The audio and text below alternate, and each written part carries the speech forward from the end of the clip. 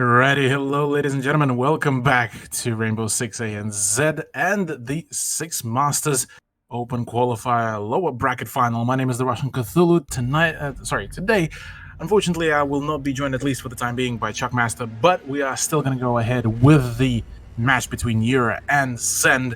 The two teams that so far have been more of a kind of formed pug teams of some of the previous pro/just general comp players within the ANZ region. So this is going to be a very interesting matchup, considering that we do have our first map being Coastline, followed up by it will be Cafe, and then later on, should we need it, it will be Villa. But for the time being, it is Coastline. First ban is Hibana, which is generally a little bit of a odd ban, considering that while yes, Hibana's remote breaching is very much usable here, especially on some of the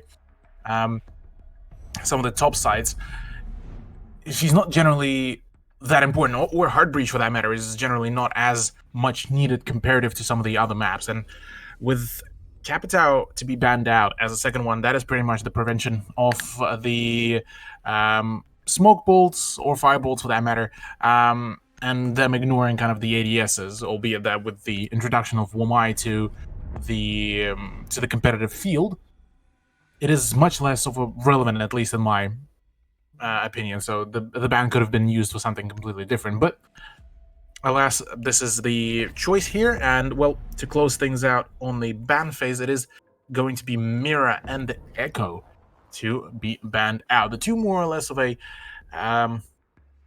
stock standard kind of operators. Mira, well, on this very specific map, is going to be quite powerful, and with Echo being there as well,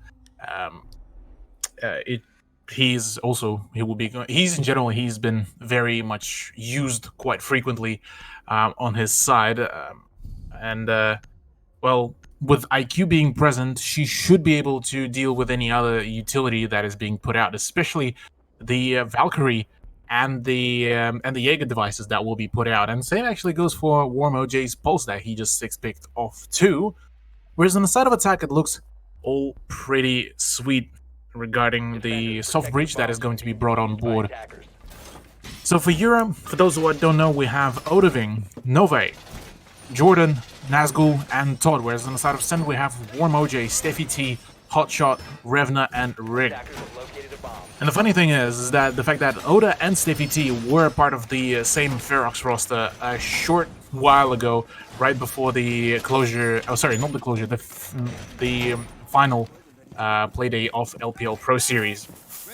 So yeah, this is going to be definitely a pretty interesting match all in all, as I do believe most of the players are good mates as well, so bit of a maybe friendly banter will be coming out from both sides. We'll see how that go. But the Valkyrie camera being thrown out by Steffi just to get some info early on into the game before it might get hunted down by IQ, will not be actually giving any information apart from the fact that the full 5-man roster of Yura has actually spawned on the east side, which is a good, well-covered spawn. There's not a whole lot of places where you can get spawn peeked from, and even then, it is still going to be quite a disadvantage for the defenders to try to go for a spawn peek on the east side. And whilst I was already blabbering about that, it is Nazgul that has already entered the building like Elvis, and well, it is going to be Todd to find the first frag onto Rig. With the Jaeger down and Todd quite low in health, things will be starting to look a little bit better here for Yura, considering that their yesterday matchup against Delpho did not go so pretty for them. Attackers have located a bomb. Now, Oda also making his way through the luggage room, as well as Jordan is in there as well, so now it looks like a pretty well-organized push there by Yura, considering also the fact that Coastline is slightly less of a strat-heavy map, more of a slightly more linear, so it does allow you to go for something a little bit more frag-heavy, and with frag grenades starting to fly out as well, Jordan will be trying to make some attempts to just dispose of some of the barbed wire and just see if things will go well from there. Using the Ash Charge to get rid of the Valkyrie cameras without exposing himself too much, this is going to be a good beginning. But right now, the main menace is going to be the Warm OJ and Steffi T. Both of them do have the C4s, but already been droned out quite well there by the offense. So at the very least, the position has been revealed here of the defenders. For those who are just tuning in, this is also a reminder, so whichever team that wins this matchup will be going against LFO, and for Euro this means that they might just get a refrag. There's a full-on push and a very aggressive one from Jordan, but the stun from the Elamine will be down, well, forcing him into lower sense, and well, just like that, a full shutout there by Euro with some really well organized, really well controlled aggression there onto the main site. So big props to them, as they were the ones who opened up the scoreline there. And just like that, also, were able to claim the round. So we will be seeing a retry of Hookah Lounge from I'm trying to remember, from Send, pardon. And should be a pretty interesting round 2, considering that usually the overall trend within at least the NZ scene is that first round, yeah, you kind of just, if you lose, it usually is off a few whiffs here and there, or maybe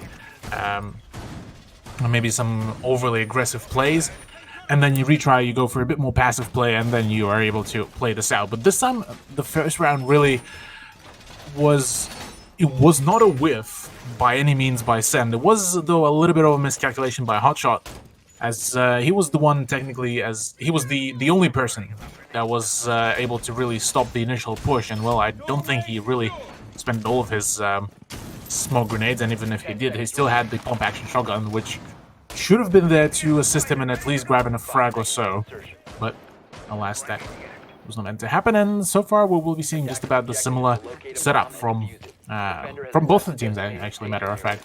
So should be an interesting round to see whether Send will be able to play off their mistakes or not.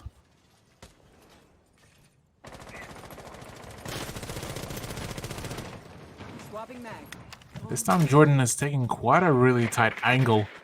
It's one of those angles that is really hard to counter if you try to go out for a counter peek on them, and whereas the offense will have a grand angle right onto your whole body. So this definitely would be ill-advised for any of the defenders to go peek, and I don't think, well, either of them would really go for that. So for now, it's just about a similar push here by Nazgul, just trying to take point at the penthouse and theater, and maybe some VIP as well. So that crucial positioning in the VIP is going to be quite huge here for Euro to try to win some of the gunfights. But the main thing here is Warm OJ, who's now actually swapped off Pulse, will be bringing in a Mozzie. And with Mozzie, you get a much better gun comparative to the UMP, albeit that a fair few players will be disagreeing about that. And the C4 as well as in there. Plus, you are kind of serving as a replacement for Mute, but it's a bit of a more sneaky Mute, technically. You can snatch away 3 total drones and utilize them to however you really want.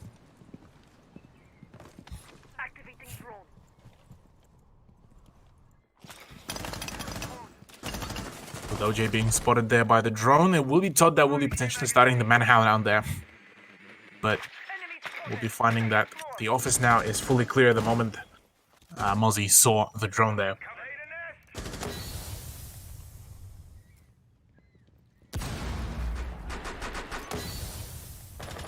Already the smoke grenades are starting to come out, all these shots are being exchanged, but not a single bit of damage has been dealt yet, albeit that with OJ now defaulting back to the side, he will be able to sort himself out with a nice bullet hole to peek at the attackers, and I don't think they will be fully knowledgeable, at least just yet, about that very play. But all these stun grenades will be actually signaling that there is somebody that is actually going to be peeking that wall, but it's just the fact that they're really not sure about as to where The peek is going to happen, and Wormoj does find the first kill onto Oda. Massive trades coming out between Revna and Hotshot, and oh, it's a flurry of kills. Oh, it's a push and a half, and Jordan is the one that is able to finish things off with a nice triple kill here. Oh my, that is a lineup. I just witnessed a murder scene. And well, with that said, this is a really well coordinated once again push.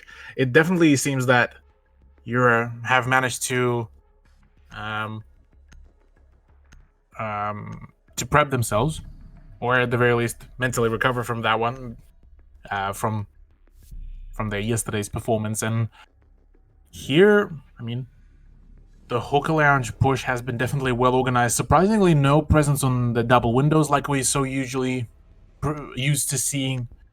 No kind of push from the main hallway. It's just you have a pinch essentially from two opposite sides of the side, and well, it seemed to have worked out pretty well.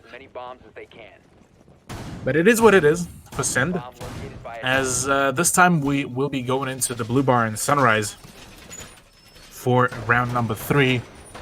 And this is one of the kind of sites that initially, when Coastline was starting to get back into the whole meta and going through a fair few site shifts within the meta itself, this was mainly popularized by Wildcard, back then Orglis, who played a very kind of aggressive play in Blue Bar and Sunrise, where they brought out the mirror, they brought out the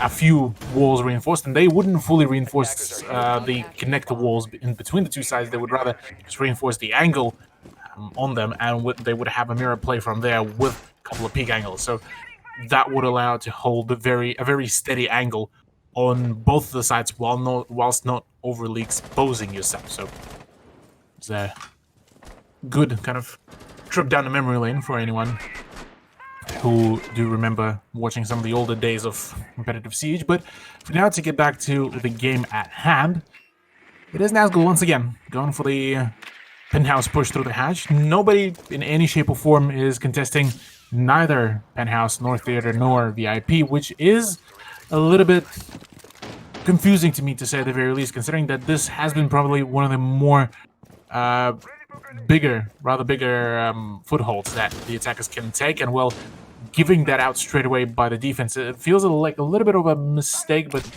maybe there's a bigger plan in play there.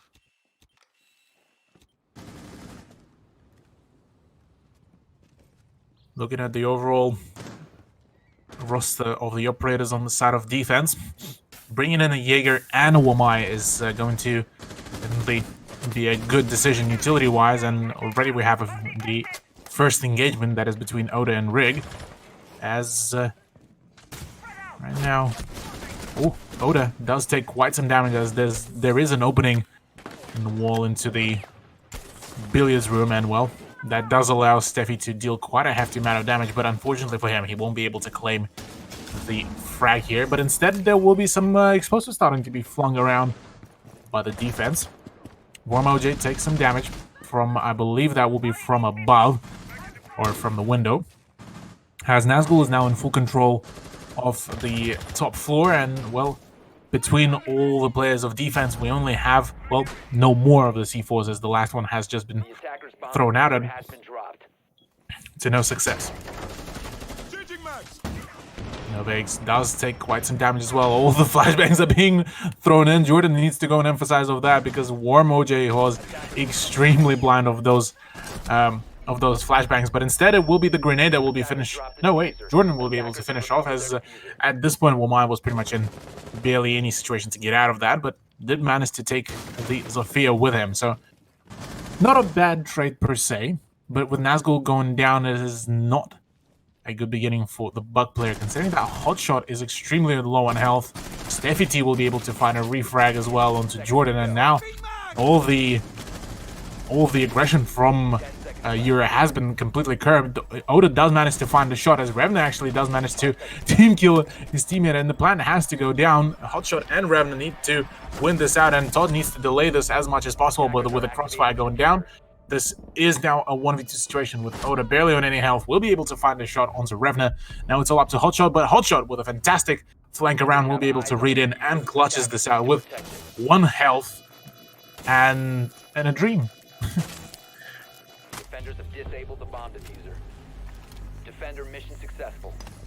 Good comeback there by Send, as they were the ones who were on a little bit of a loss streak, you could say, with the Hookah Lounge, as both of the attempts weren't really that well organized, but it was all thanks to some of the aggression that was done by Jordan, by Nazgul, even Todd as well. So the moment those 3 players got taken out, it was pretty much just nearly a done deal. So with that said, we are going to be moving on to Kitchen, as it seems that Send have realized that for now they don't want to touch the Hookah just yet, unless they come up with a different plan of how do they want to play it out. And looking at the overall lineup of the operators, bringing in an Ella seemed to have worked out to a certain degree, with the way how there was a down, I believe, in the first round onto Jordan. But apart from that, she wasn't really able to find any closure there for herself. But the choice of the Goyo and the Jaeger combination, that should be able to drain quite a hefty amount of the breach utility. And well, the attackers are going to have plentiful of that. You have 3 flashbangs of Jordan to drain out the ADS. You have the 2 concussion and 2 impact grenades of Nove's Zofia. And you also have Nazgul with the 2 frag grenades as well. And actually, a matter of fact, Oda has the 3 flashbangs as well. So plentiful, like I said, amount of utility, which, interestingly enough, will be mainly used, well, at least by Goyo, on the top floor hold, with the 2 Goyo shields being placed there. So for now, I mean, it's definitely going to be quite a different site hold, because usually you would see at least 1 or 2 Goyo shields being placed in the kitchen service, but instead it will be up above. And that said, the main kind of initial pressure will be coming out from the window of the kitchen, whereas we do see some drones coming out and some information being gathered. Valkyrie's rotation is there, as well as the very aggressive push might just be coming out. As Nove is already on the side. Todd is already going in for the push. G8 will be blasting things off, as Revenant and Hotshot are already gone. The retake of the side is coming out, but Todd is very much is going to be menacing there. Another frag to come out, and it is a full-blown bulldozer here from Euro. Albeit that Warmoji does manage to push the man count into a 3v1, but right now he's in a very unfavorable position, considering that Jordan is still alive, Nove is still alive, and Oda, and all 3 of them are on full set of health. Attempt is being made here by OJ to find the frag. Finds another one. Ready a double kill. Needs to find another 2 in a matter of just a fair few seconds. But right now, with him losing so much time, he will not have any more time to defuse. And right now, needs to go for just the frags. There's another one. There's a triple kill. But Euro will be able to win round number 4. And that is the 3rd point in their favor within this map number 1.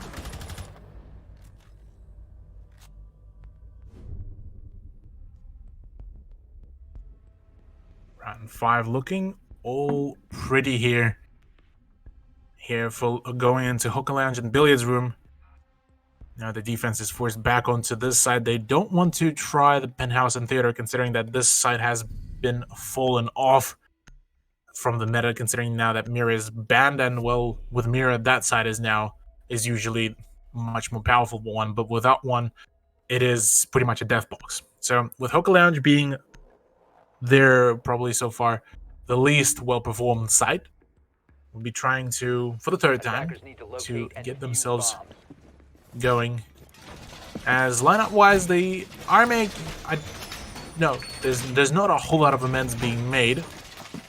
And, well, the only thing that they will need to be quite wary about is how they roaming, because on the 2nd try of the Hookah Lounge and Billiards, it was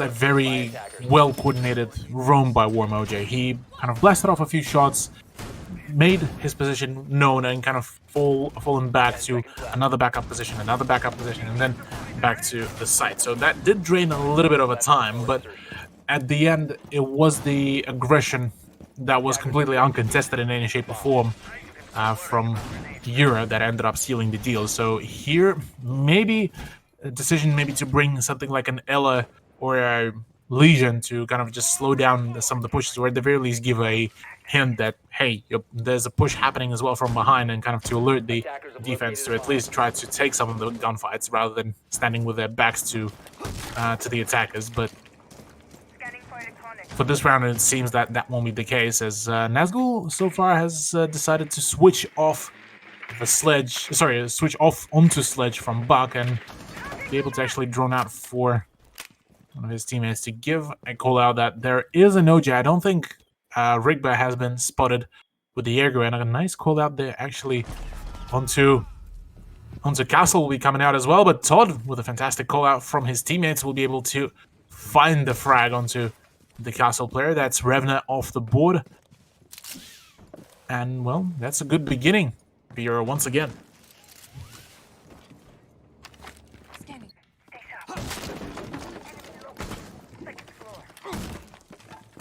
More breach coming out here from Nazgul, and was once again the VIP has been taken. Matter of fact, I believe the hallway is still yet to be taken, as there's still plentiful of presence there on the Cool Vibe stairs, but with a plentiful amount of grenades as well. I don't think there is an ADS as well to cover Hotshot, so right now a well-placed grenade by Nazgul should be able to find a really nice frag there, as Hotshot will be going in for the peak, actually with the SMG-11, quite ballsy, but will not be finding any damage dealt nor received.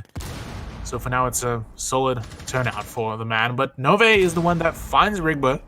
That is the Jaeger off board already on the unfortunate donut. But Hotshot does find some frags, tries to go in for the swing, but will be completely overwhelmed. And Euro once again do manage to net themselves yet another round, ladies and gentlemen. This is looking like a complete shutout here by Euro, as we are on what I believe is 4-1 scoreline.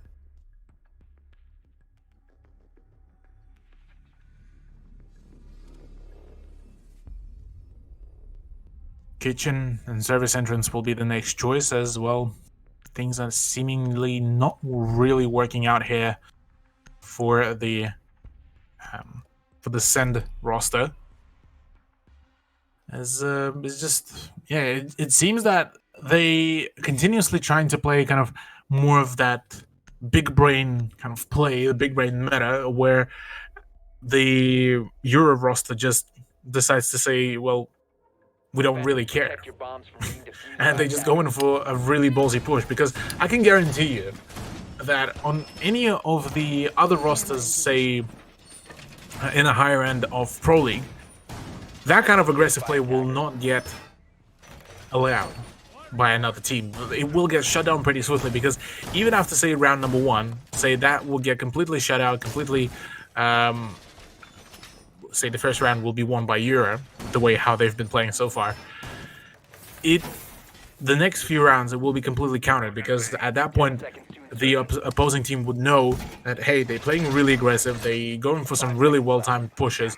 We just need to up our utility game, we need to up our drone denial game, because a fair few times we saw Jordan going for the frags and having a live drone in front of him. And the moment those live drones will get denied, Jordan, or for that matter, any fragger of your roster, will be forced to go face check. And that is a much more dangerous thing to go for, considering that, well, the send roster is still very much able to frag out. It's rather just at the moment they are trying to go for either just some of the kind of rather more larger brain roams and plays, or they're just trying to go for some of the frags. And if they're trying to find either or, it's not really that well working out for them, albeit that their third round on Blue Bar was very well played out, as Rigbo already finds the first shot onto Nazgul. That is the sledge of wood, and your only set of the frag grenades as well gone. Loading new magazine. Rigbo trying to fall back a little bit. There is a punch hole with that G8 of Todd, as the attacker did try to find at least some kind of refrag from there, but to no avail, as right now it is, though, going to be an attempt to take the penthouse.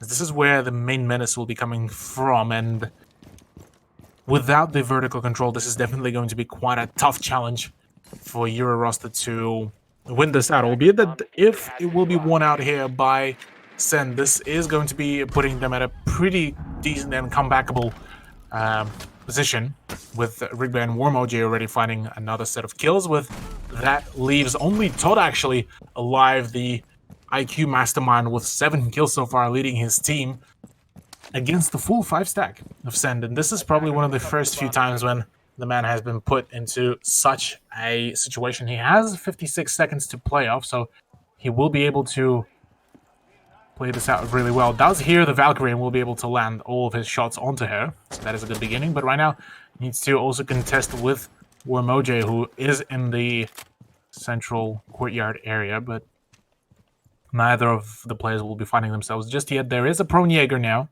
right at the doorway entrance, I believe, or right behind the doorway entrance, with a double peek coming out from Goyo as well. This should be working out, albeit that surely OJ would hear the rustling around. There's already a triple kill coming out, a 1v2 situation with 20 seconds left to go.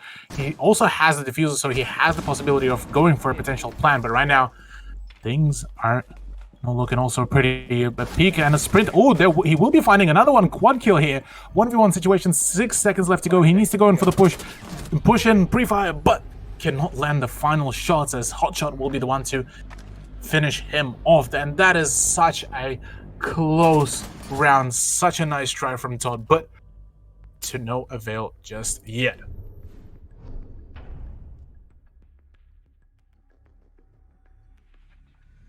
Extremely close round to come out from Send, as they were the ones to still be able to pull this back in their favor, as now we are finishing the first half in a 4-1 manner.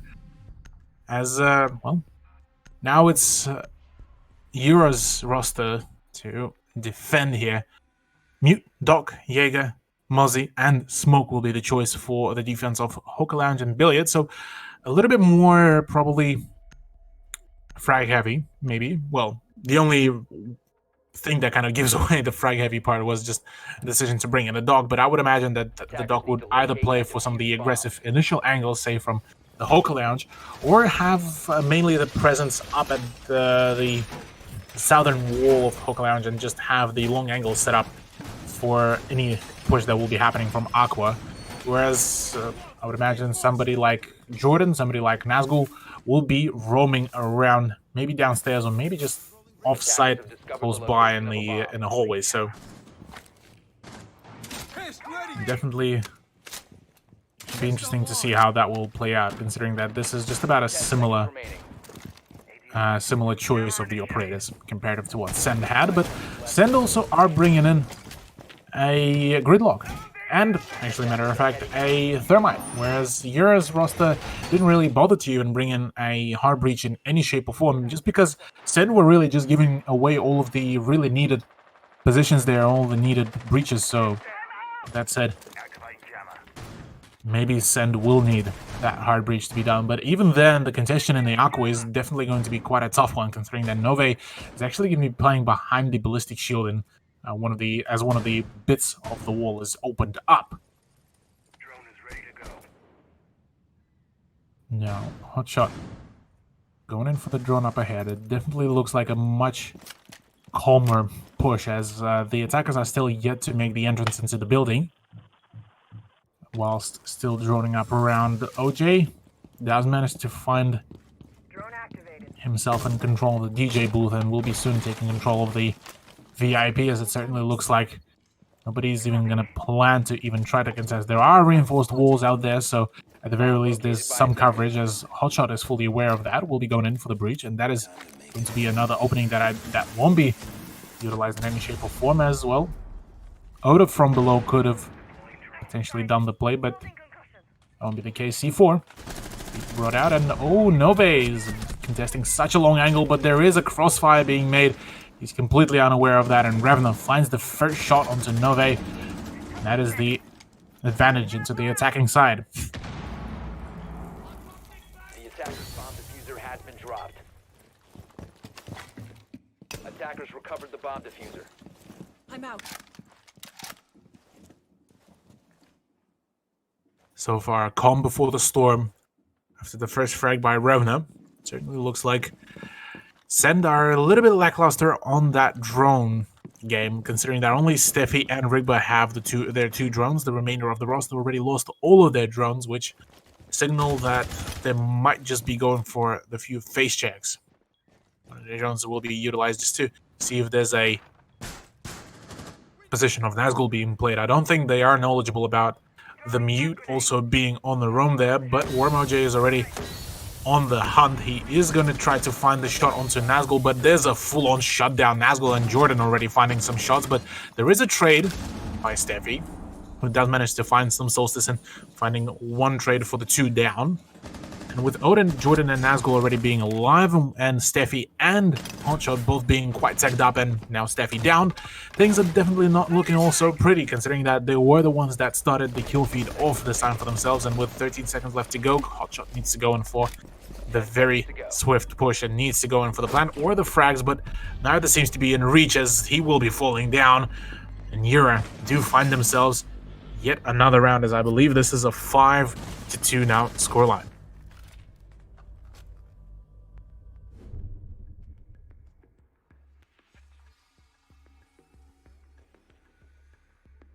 With that said, Yura definitely showcasing and flexing their prowess here to go in for some of the more aggressive peaks, but I am though quite curious how will Cafe play out for them, considering that yesterday's performance against LFO has been definitely quite underwhelming, to say the very least, as it was a 7-2 shutout by LFO. And here, if Yura do manage to come back from this and push themselves back into grand final, that will be a bit of a grudge match to be held between themselves and LFO, as Yura will have quite some proving to do that they are indeed a better team. Maybe yesterday it was just not their day, not their mood, maybe, who knows, but for now to concentrate back on the match at hand, a 5-2 scoreline, and it's starting to maybe even press up a little bit on Sen's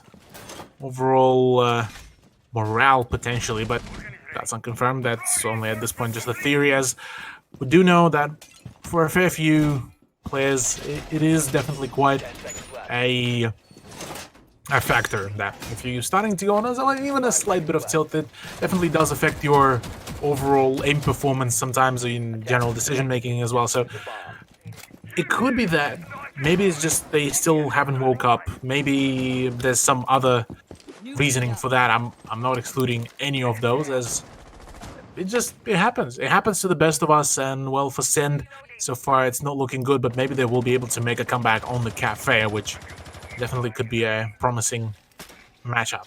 Todd, being droned out meanwhile, will be able to find himself that drone, but there's already a hunting party. OJ completely aware that there is a Valkyrie and the pre-fire should be coming out right into that position, but right now the fact that there was one more player just trying to apply some pressure and kind of deny some of the positioning will be able to spook off the attackers for the time being. But the Mozzie drone is also going to be coming out, and Revna will be making a proper decision to just pull back, retry maybe another angle, because that was definitely spelling like his demise in a very short time. But with already a minute gone, Send are still yet to make the entrance into the building, and well, with already the breach coming out, actually, Send already managing to go in for the push up above. Hotshot and the Co already going in. There's the Zofia, there's the Sledge, there's the IQ.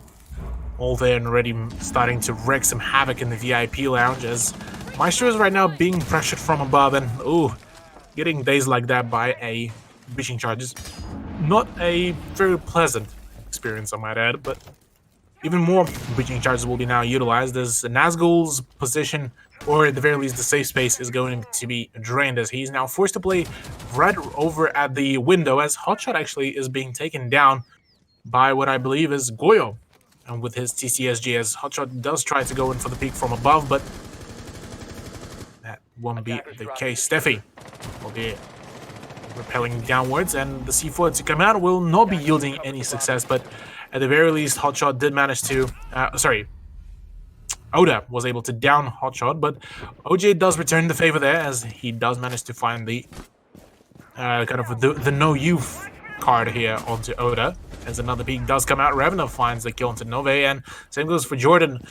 It is definitely looking like a round for Sen to take, but Nazgul has something to say about that. Finds a cheeky double kill as he gets tagged back up and punished on the health, as he's just, I would imagine, just about lower than 5 health, but still manages to frag out. Another flank to come out from Todd as well, and well, in a 2v1 now situation, things are looking not so pretty there by Sanders right now. The Todd's flank will be playing out, and well, there it is. Ladies and gentlemen, Euro will be able to find themselves the 6th point. Bomb diffuser disabled by defenders.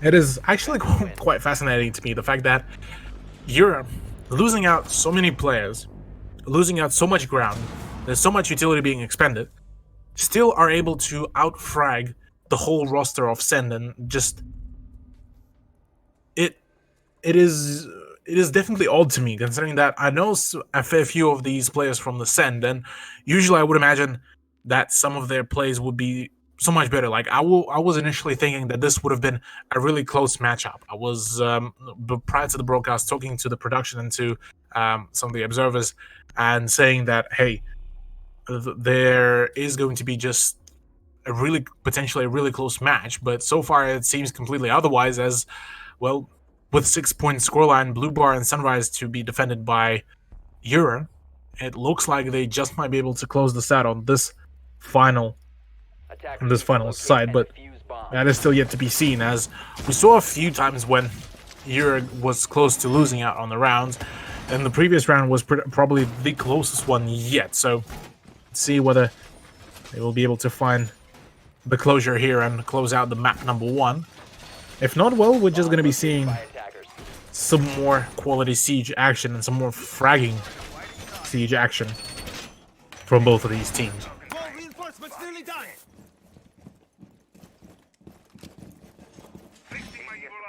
10 seconds to go. Setups coming out here by Europe. Having a few rotation points is definitely going to be quite beneficial here. Albeit that I am slightly questioning the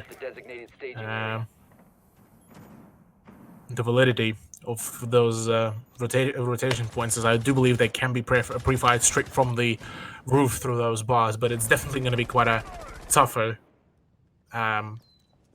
mission to pull off, but it still can be done. Jordan, roaming on the main stairs, he will be trying to have himself just some quality good position, as right now Rigby is completely unaware of the Jaeger's presence on the main lobby, and well, I believe with the drone finding now the position will be forcing the German player to start falling off. So that is a decent take, albeit that Oda's position has now been also showcased here, but Hotshot does manage to play off the aggression that Todd tried to showcase here and will be punishing him quite well.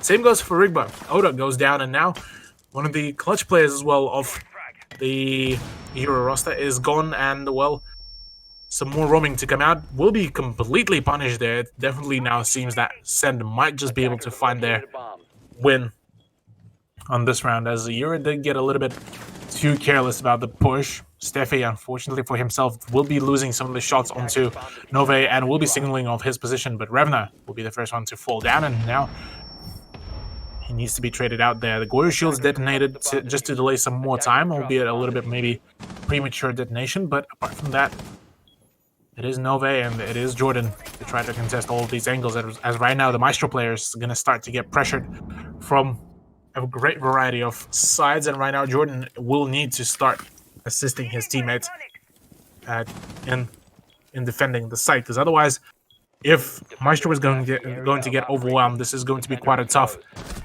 play to come out, as right now Hotshot is the one that will be finding the frag onto rotating Mozzie, as right now, oh, so many shots are being whiffed, so way too many shots, as oh no, what is happening? How is this Ash not being punished? How is Nove still alive?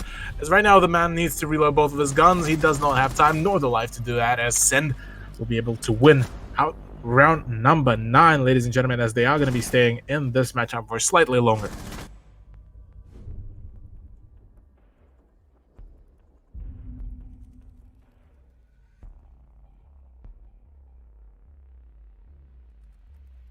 That said, 6-3 scoreline. Hookah Lounge and Billiards Room will be now picked to defend by the by the defending side.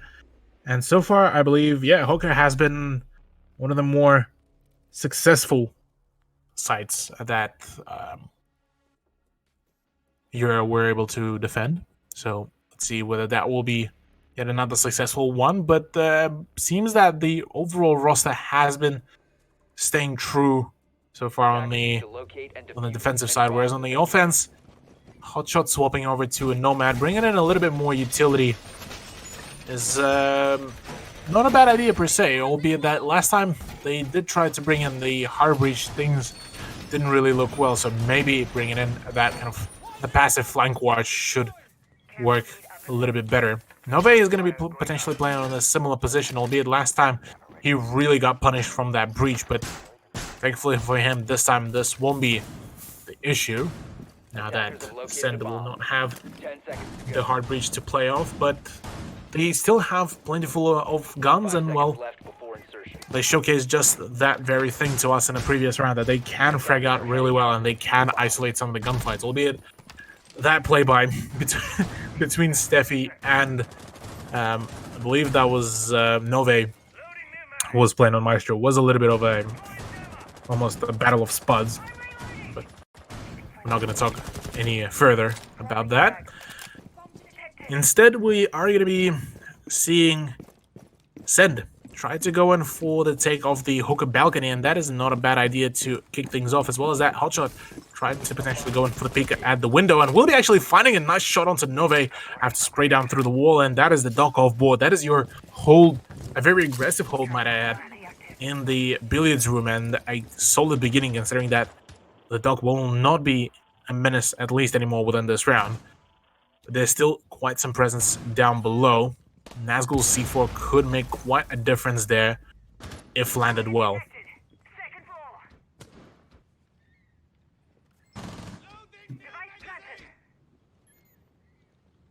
Now it seems like a bit of a, once again, a calm before the storm, as right now the Send roster are just trying to clear out all of this utility, try to go in for just as much info gathering as possible, and then go in and go ahead for the push. So far the C4 will be retrieved there by Nazgul, as the mana will try to utilize it once the push will start to come out, considering that right now VIP Lounge is going to be the main point of pressure. Oda does find the C4 kill, but there is a very aggressive push. Will be whiffing the shots there as well. OJ, a very unfortunate one, but Todd will be traded out by Hotshot. Steffi T also does find the shot onto Nazgul, and right now this is a very unfavorable position. Gunfight of the pistols will be coming out once again. Steffi busting out the 5-7, and right now Send do manage to once again close things out really nicely for themselves, as now they are pushing themselves onto their 4th point, as the scoreline is now reading a 6-4 scoreline. So only 2 rounds remaining here for the offense to score, for them to go into the match point, and that is going to be quite a spectacle to witness as well, considering that so far, at least in the very beginning of the map, it's been very much in favor of Europe, but it seems that the team has been falling off on their performance a fair few times, or just falling to some of the more rather unexpected places. So far, the good thing about Send was the fact that they were the team that was switching things around for themselves quite frequently, and so their overall approach to some of the pushes was changing. Their overall decision as to how do they want to approach certain sites has been changing, so the ability to variate your strats on attack is certainly a good sign here for Send, as they just might be able to find themselves here the comeback against Yura. Whereas on the side of Yura, they've been kind of attempting to find some good kind of passive anchor angles to hold. And while it helped on a few sides, this was not the case so far on the Hookah Lounge. And well, now it's slowly starting to become one of their least well-performed sites, and well, in a retry, maybe they will be able to find themselves that very needed closure.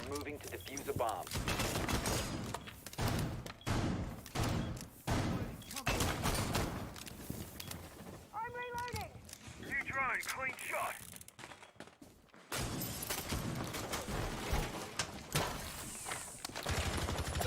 Both the setups coming out. Jordan and Nove caught off guard here, as there is no rotation point here coming out. Impact grenade will be coming out, but it won't be damaging the defenders just yet.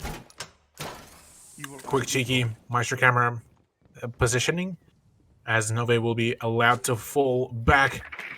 Will be healed back up. Jordan will be receiving some treatment from Nazgul as well, and right now they're back up to the full health as the Romans will continue their work, as Nazgul is now playing in a really offside position, very far away, and will be supported here by Jordan. So potentially the way how they got things set up for themselves here could potentially work out if they will be able to thwart that initial aggression that so far Send were able to practice here. So let's see if this will be the case, as Rigby already used out one of his impact grenades, so he won't be able to go for the double impact down onto one of the players. So instead, it should be utilized probably for some of the more either rotation or just utility disposal, maybe.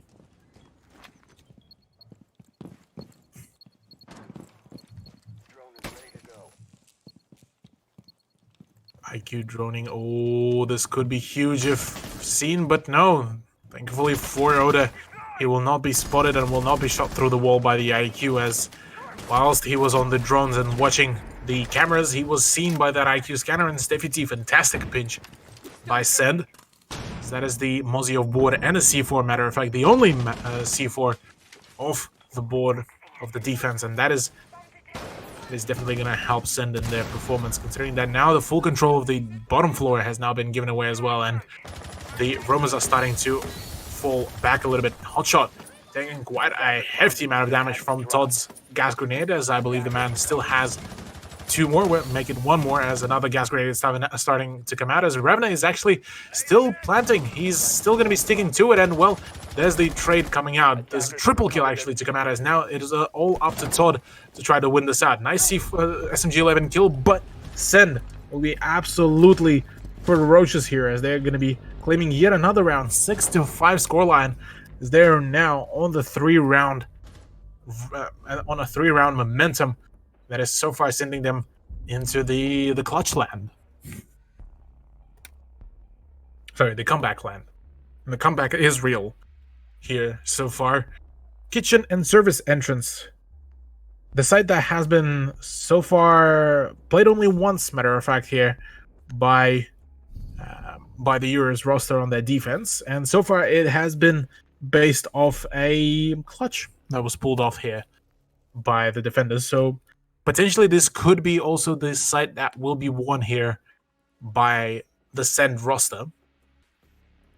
Attackers need to locate and defuse But as many bombs that as is they still can. yet to be seen. This final round, at least in the prior to the overtime, we'll be deciding whether we will be seeing Euro win this out and go into the map number 2 with a map advantage, or whether we will be seeing Send find themselves yet another win and pushing ourselves into the overtime here, ladies and gentlemen.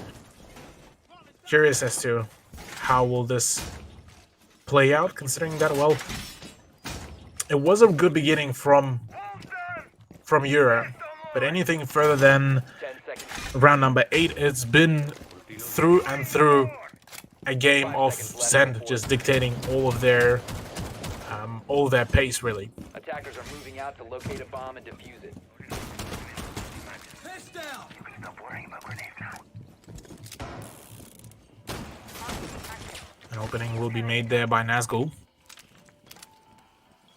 into the kitchen, so that the Romans from up on the second floor from the balcony will be able to have a really clear angle right onto that plant spot right by the window. So for the offense, their main response here will need to be to clear out the top floor and then go in for the push onto the bottom floor, as that will be probably the only proper way really to play this out. But the take of the DJ booth and the balcony, as well as the bathroom and the soon-to-be penthouse, will be also in effect here for Send, which is a good idea, as Warm OJ is starting to just slowly dispose of any utility that is being made, as well as that the C4 to come out, but to no avail, fortunately for Europe. Todd will not be landing that C4. It's only going to be spooking off some of the attackers or forcing them to make even more of those opening holes.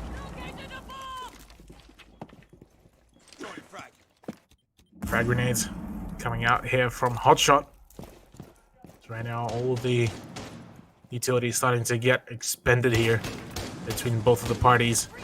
That skeleton key is an extremely powerful tool, but at this point, Hotshot will still need to be very wary, as there's one last C4 to be used, and that is on Oda, who is playing in the main lobby, and will be forced off his position a little bit as some more track stingers are starting to fly in to deny, or at the very least slow down some of the defenders to go in for the retake. As right now, I believe OJ just missed the rotation from Oda, but straight away got shut down by Revenant. So good job there by Sen so far to just sow so much chaos to the point where they're completely unaware to the point where Yuri is completely unaware as to where the push is coming. And double kill to come out, but straight away trade by Steffi and OJ to push this man count into their favor.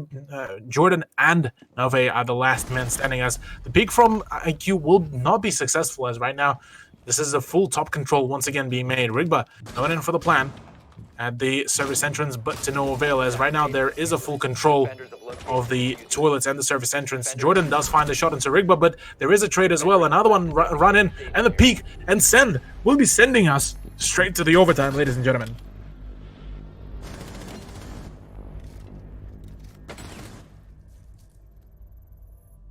Whew.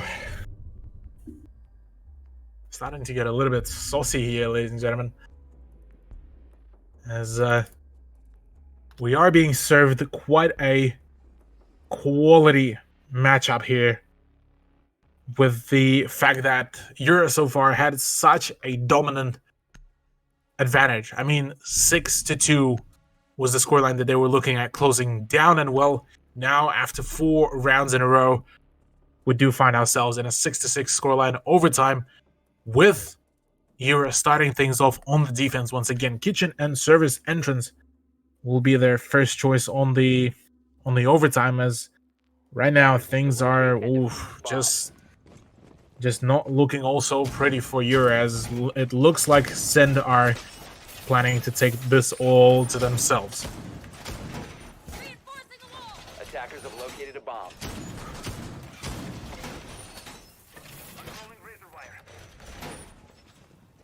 Now with all the reinforcements coming out here,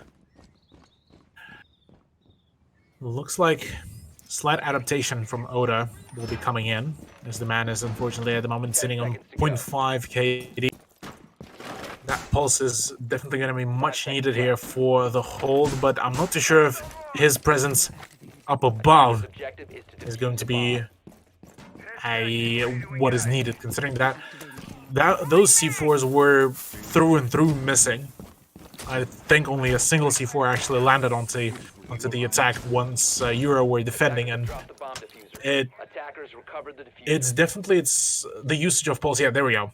He will be rotating back down to the ground floor, so his position here is going to be extremely potent, considering that from there he will be able to give callouts to either one of his teammates who also wield the C4s, that is Nove and Todd, and that should allow some more precision for the C4s to be thrown out. That is a similar case that was practiced by LFO during their previous game against Yura, as well as during their season in LPL Pro. So a solid overall attempt to be replicated here by Yura. He shoots, he scores. That's a drone for us.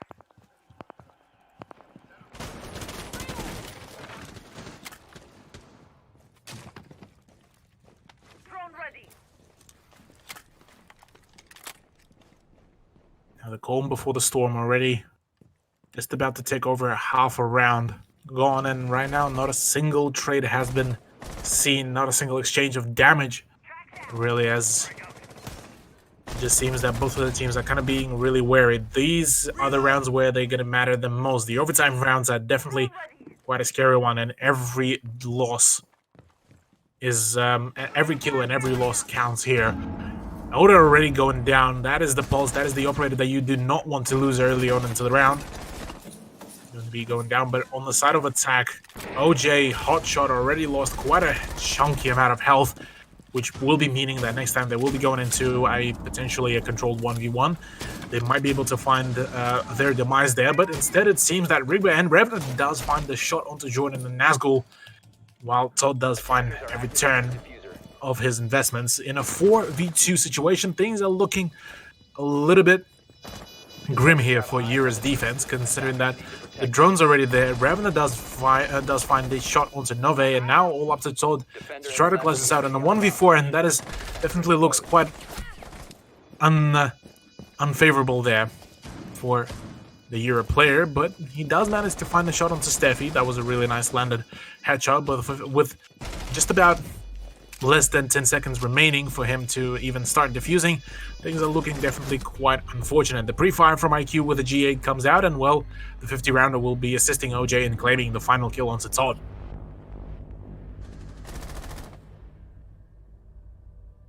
So far, a 5-round streak here by Send, as the reverse sweep by themselves, as they are on the overtime match point this time, looking like they just might be able to win this, but they are now going to be on defense, and their defense last time checked wasn't really that pretty. They were able to win out the offense onto Kitchen, they were able to win out the offense onto the Blue Bar, and well, Blue Bar is the one that is going to be, sorry, the defense that they've done, and Blue Bar is going to be picked here by themselves, as that was the only the only time that we've seen Send play, and that was the round number 3, where they managed to break that kind of the initial pace that Euro were setting with the 2-round advantage after they lost the first 2 attempts at the hook ledge. So see whether this will be the closure round, whether Send is able to pull off a full comeback against Euro, and if so, then this will be shaping up to be a really, really solid matchup for Send, and potentially if they do end up winning here, their matchup against the LFO should be a much closer one compared to what we saw yesterday from Euro. Pardon me. On the microphone. Attackers have located a bomb. 10 seconds to go. 5 seconds remaining. DS deployed and ready to go. With action phase starting up just about potentially to be maybe the final one here for this map, Yuri needs to find themselves to kind of try to get back into the play, just like Send were able to find themselves back into their kind of mojo, back into their performance. They need to find their kind of return from that downtime, from that loss streak, the Euro roster, and if not, well, going into the second map being Cafe, things might not look oh so pleasant there, considering that this was probably the map that Euro were kind of hoping to win, but it's not yet a loss nor a win. So for now, it is rather going to be a C4 from Revna. Well-placed C4, might I add.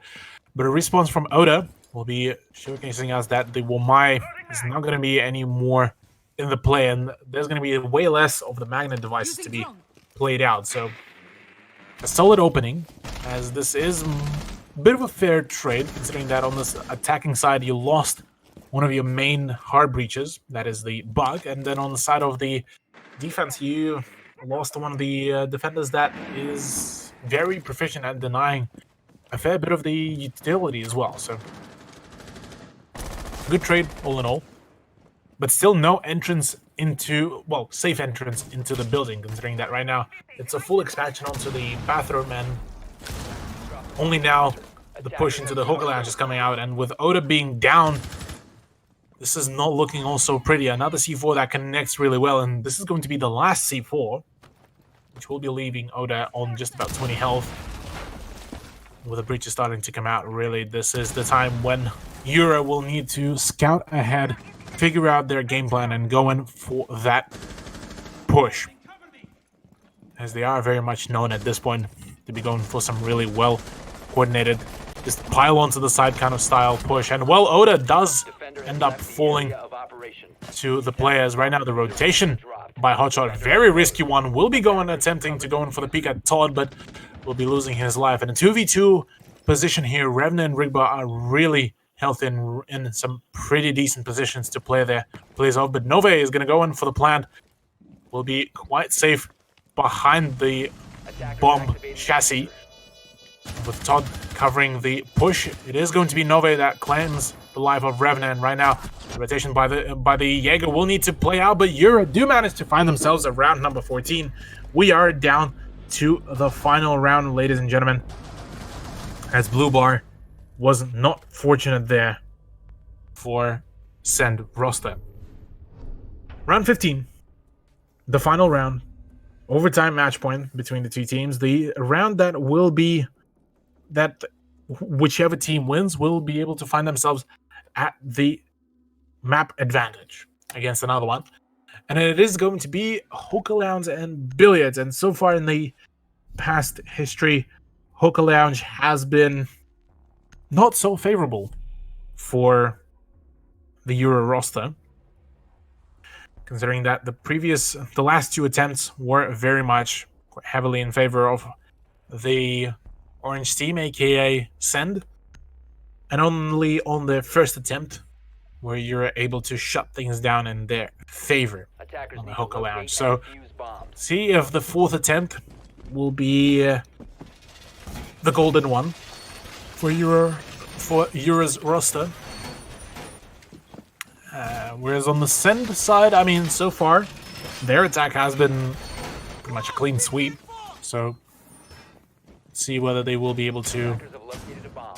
keep at it, even though they're kind of the 5-round streak has been broken there by Euro. So the momentum is definitely quite a big factor in all of this and how it affects the overall outcome of the match. So see how Remaining.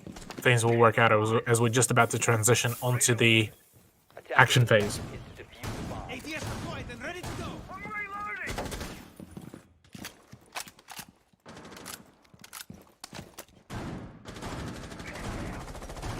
Loading back! Whew. I'm reloading!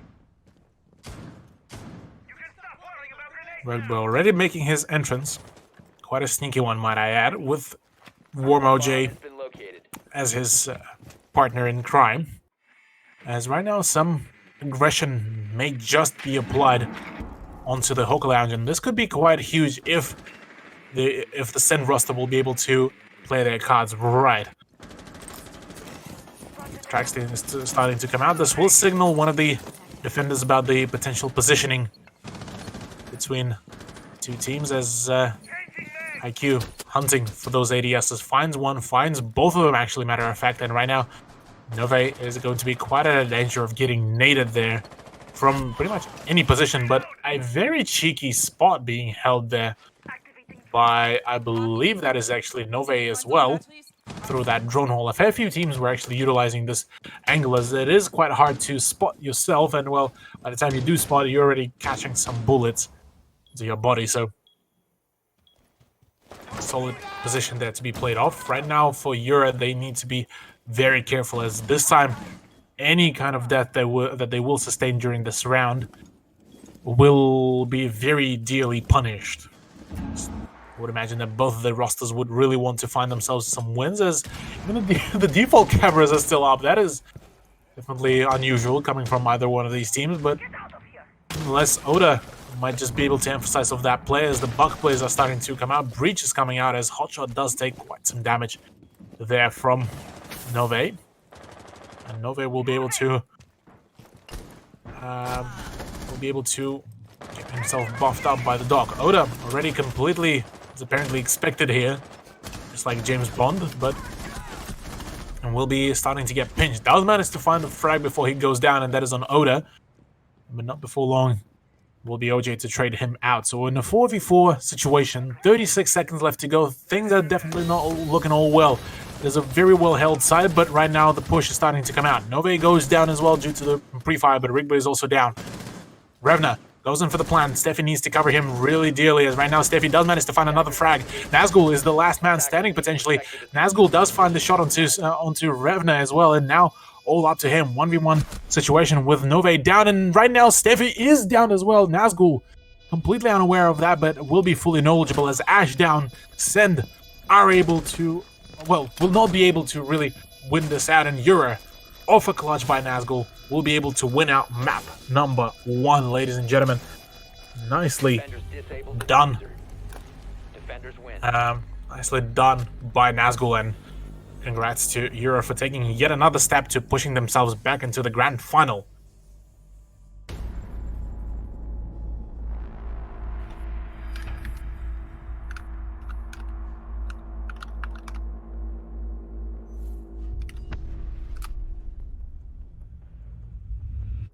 Well, such a close matchup. Look at this.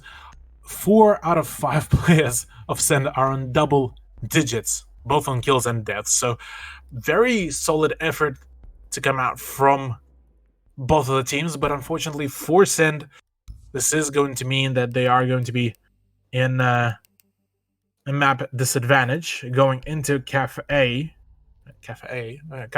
Dostoevsky, which is going to be map number 2. And, well,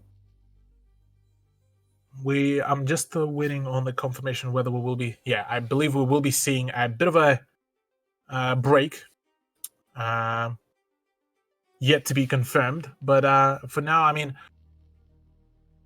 Cafe has not been probably one of the better maps by Yura. But that could be potentially changed, because maybe both of the teams are now all fully warmed up and fully prepped. As Send has confirmed that they will be starting defense on Cafe. And yeah, this is going to be quite a curious one, because Cafe is more or less of a bit of a defend-decided map, as right now is... yeah, this is going to be a bit of a tough play for Yura.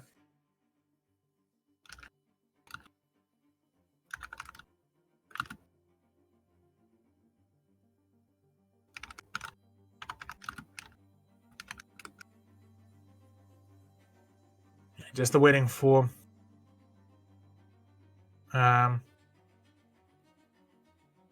just checking one more time. We are standing by for the decision, but I believe we are going to be getting to a break, ladies and gentlemen. Don't go too far away. We will be back with the Cafe play in just a short bit. Don't go too far away.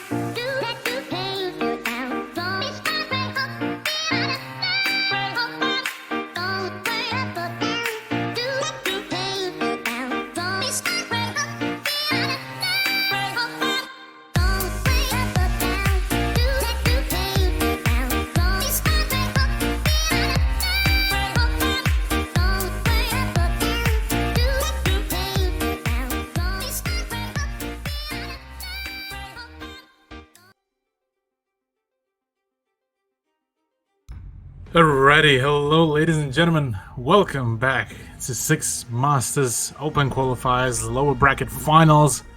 My name is the Russian Cthulhu. I'm still once again joined by my own sanity called Russian Cthulhu as well. And we are back on Cafe Dostoevsky, map number 2, after a extremely close set of series where it seemed that Sen would have been able to make a comeback after having a 5-round streak, but in the overtime, it was Yura that was able to make a comeback. Now, for the map number 2, it will be Send that will be going for the defense, and bans coming out. I mean, Thatcher has been much more prominent of a ban as of recently with all the meta that is currently raging throughout Siege, and well, next one being potentially Buck could be quite a huge one as well, but instead it will be Gridlock, considering that neither of the teams, well, the teams that actually matter of fact, Yura, don't really want to deal with her, as her utility is quite dangerous as well to deal with, albeit that it's probably not as potent as, say, maybe the air jabs of Nomad, but it's still definitely, it deals damage if you stand on it. If you try to sneak through it, you will be taking quite a hefty amount of damage per tick.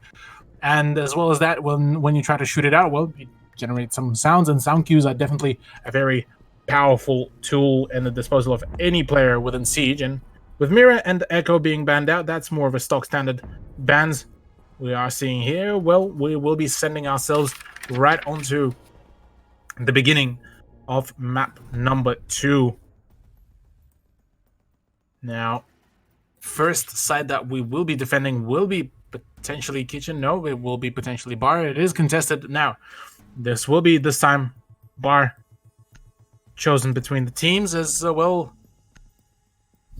Send. Looking at their roster right now, looking just about as similar as it was on Coastline, whereas with Coastline it is a little bit busted of a map during this meta, and OJ swapping over to a Wamai, meaning even more projectiles will be caught off board here by the defense, so potentially setting themselves up for a really nice kind of turtle almost hold. Protect your bombs from being defused by But attackers. we'll see how things will work here. Now, if you are just joining us, this is the lower bracket finals. We did see yesterday Yura play against LFO, and that was a fairly confident shutout there by LFO, as it was a 7-2, 7-2, and Cafe was part of those two maps that was lost by Yura before, so 10 seconds to go. let's see which team will be able to actually push themselves, whether it will be Yura that will win out this map and push themselves into a rematch against LFO, or whether it will be Send that will be able to punish Yura and push themselves instead, rather, into the grand final against LFO and whichever teams that will be playing against them, this will be also a best of 3, and it will be broadcasted here on this very channel. But for now, lower bracket finals already control of the rooftop. No attempt at yet contesting some of the windows, which is probably more of a safer decision until some more utility will be expended by some of the attackers. But it will be Odam to try to go open up the window into the piano and see maybe he will be able to find some openings there for his team, as a couple pre-fires came out from the defense just to try to spook off the pesky Buck that will be trying to get rid of some of the utility, as the mute jammer is there, and the flashbangs are being caught out. Multiples of them actually, as the Wamai player will be forfeiting his position and now the shield will be gone. So not a bad drain, but so far it looks like Euro might have the pace set for themselves there really well. Attackers recovered the bomb diffuser. Drone up.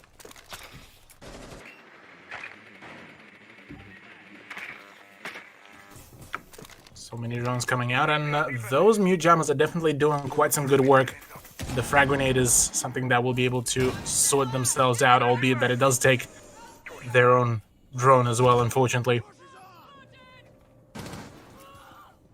Steffi's position here is also quite powerful here, as well as Revna's, considering that Steffi has that long angle capabilities, as well as that he is able to use the Evil Eye.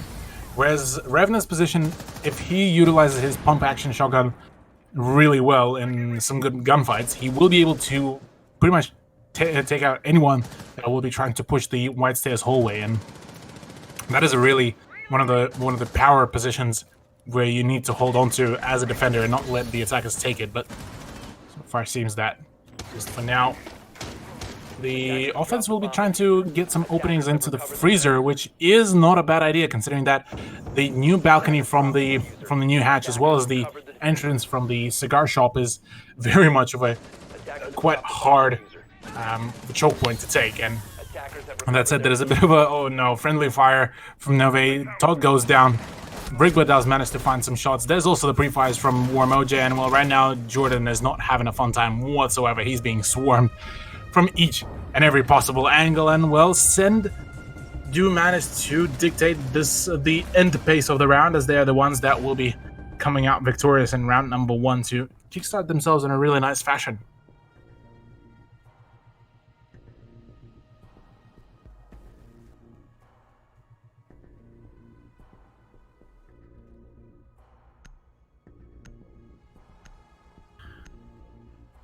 Kitchen service and cooking will be the next choice after quite a successful bar defense by Send. We'll be going straight to the bottom floor now. Kitchen is one of the sites that has a few ways of defending it. You can either go for a full blasted turtle strat and just have some site presence, or you can go for a really thorough cold up above as well, and have some really good performance and some good room with some of the vertical angles that can be set up even from the very top floor right onto the entrance from bakery. So plenty of ways to play this out, and so far it seems that Send up prompting to play from mining out of all the places, which is it's definitely quite odd to say at the very least, as this is a very unusual setup, at least in my eyes, considering that you usually would prefer to maybe castle off the entrances into dining, castle off the entrances into mining as well, but not in between the train and mining, as that is usually where you have the rotation points. But it seems that Hotshot did manage to open up a few rotation points in between those reinforcements, so maybe it's rather just utilizing those castle barricades and reinforced walls to just go in for the full push, as it is another rush coming out. Yet again, Yura trying to flex their rushing capabilities, but the C4 to come out will be thwarting that. To go down as the G8 IQ is off the board, and right now the full aggression 3-man push is coming out. Some grenades to be flying through the Maverick holes as well. Nove will be throwing in the grenade, but it won't be quite successful. Another frag grenade to no avail, as Rigba does actually find the flank as well onto the attackers, and right now the remaining 3 players are left to their own tools, really, as Jordan and Nazgul are very much separated and need to rendezvous between each other. The angles from above are also dealing quite a hefty amount of damage. Another one onto Rigba to win out, and now all out to Nazgul to try to win this out, as Hotshot was the one that got traded out. But apart from that, really, with just under 2 minutes, there's plenty of time for Nazgul to rethink his plays and his ideas. But right now, with so much pressure coming out and so much aggression to be traded back onto Europe from Send, things are not looking all so pretty, as now we're back to a bit of a calm before the storm.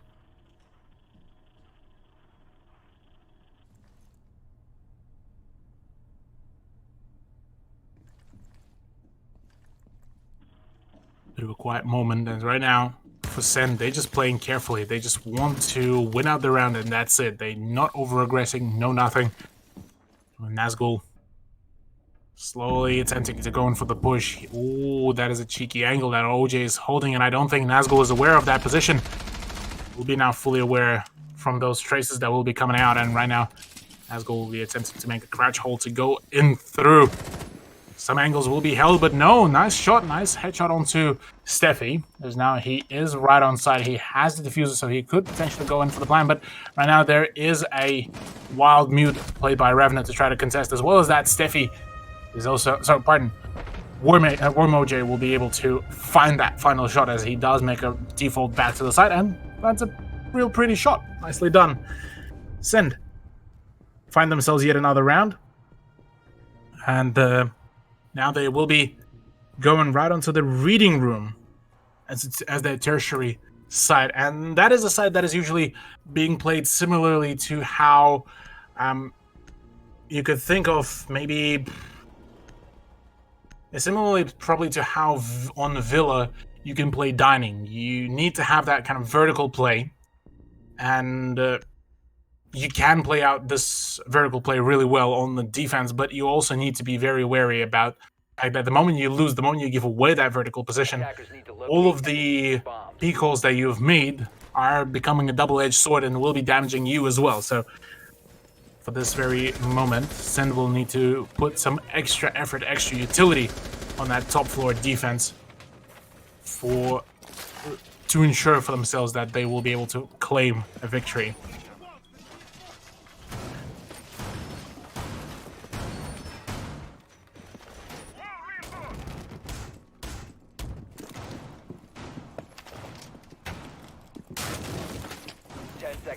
Interesting set of castle barricades being brought out here by Hotshot,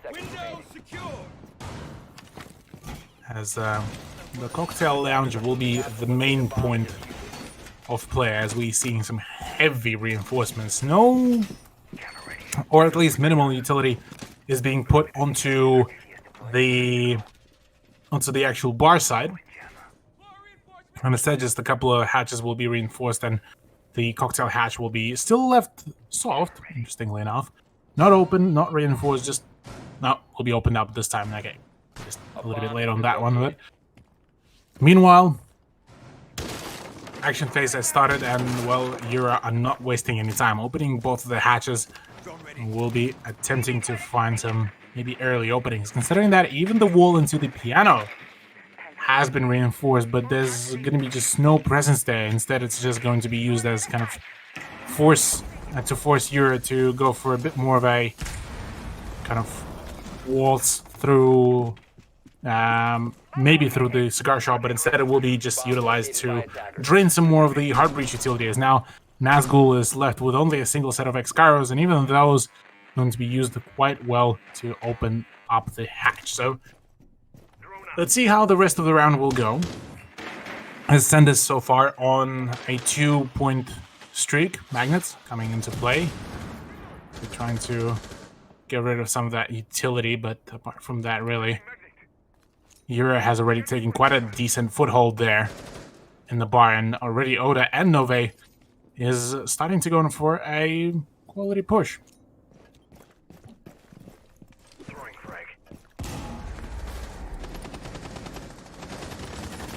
Maverick of Hero will be taking quite some damage, but Nazgul and Jordan managed to find themselves some openings there.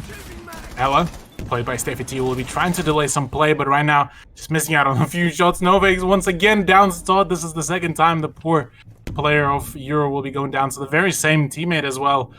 But nonetheless, it's still going to be a 3v1 play as a grenade comes in. Revna, just manages to run away. If that grenade was cooked a little bit longer, he would have not been able to escape from that. And, well, with 40 seconds left to go, he is now offside, whereas the attackers are still yet to make the push onto the side as they're completely unaware as to where the mute player is. Nove is extremely low on health, and a single, even shot, even a direct hit from a C4 would be able to down the Maverick player, but won't be the case. So many crossfires being held and placed as Revna does manage to find the shot at the very least on Nove, but straight after that, it is Oda that will be closing things down. Europe find themselves their first point on map number 2 after having a bit of a loss streak there going whilst trying to attack a bar and kitchen.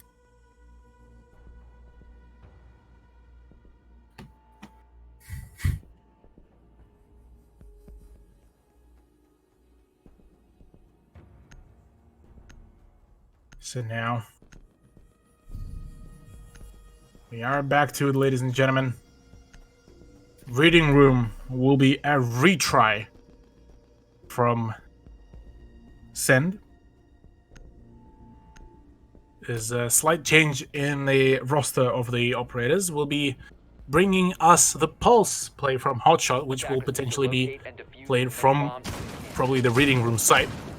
Or rather, reading room and maybe mining with Train, as all of this floor is very much breachable, so the C4 will be nicely lined up there if timed well by the Pulse player. So to me, he will be probably the main kind of point of interest there to see how will he be able to play his cards there.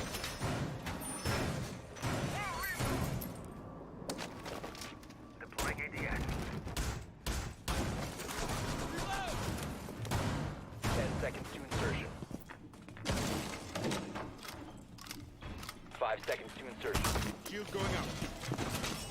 Now round 4, Attackers are moving out to locate a just bomb about to start with the action phase. We'll be seeing us witnessing Europe bringing just about the same roster of the operators. Nazgul last time was able to find a really nice kill onto Rigba, who was holding a very aggressive angle in the cocktail after expending all of the hard breach onto the onto reinforced walls and the reinforced hatch in the mining. Was able to just go in for the full fragging roll, and well, Hibana is actually a really good operator for that very thing. The moment you use up all of her utility, the moment she is not as important on the utility side, this is where you utilize her as that kind of almost the replicator of Ashe. She is a 3-speed, she has a fantastic gun with some fantastic rate of fire, and so why not go in for the plays?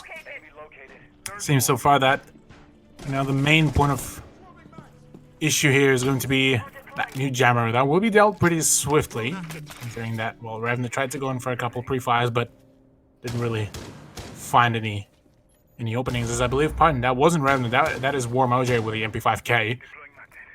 But so far, the push coming out, this time the Hibana charges are going to be utilized onto the wall into the construction hallway, which is going to be quite a solid decision, but that mute jammer is pretty much preventing all of that play to be done as... Oh. Yeah, that is a goodbye to your C4, Revna. There's the push there and the opening with a grenade, because I believe the castle barricade gone, as now Oda now going to try to take point there. There is a prone defender, or rather just behind the shield as right now. OJ does manage to find the shot onto Todd.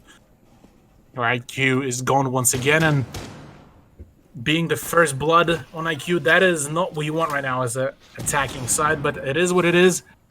They will need to make amends with all that, fully abandoning the push onto the cocktail, and it is a flurry of kills coming out. This is just a full-on clear-up as Revna just manages to net himself a nice quad kill. That is just a full-on just lineup. Look at all this. The 1, 2, and the 3. Well, and the 4th was just there right at the beginning of the kill cam, but what a fantastic play there, honestly, by the center player, as now he will be pushing us into a 3-1 scoreline. As it seems that Send are not too keen on really giving away yet another map.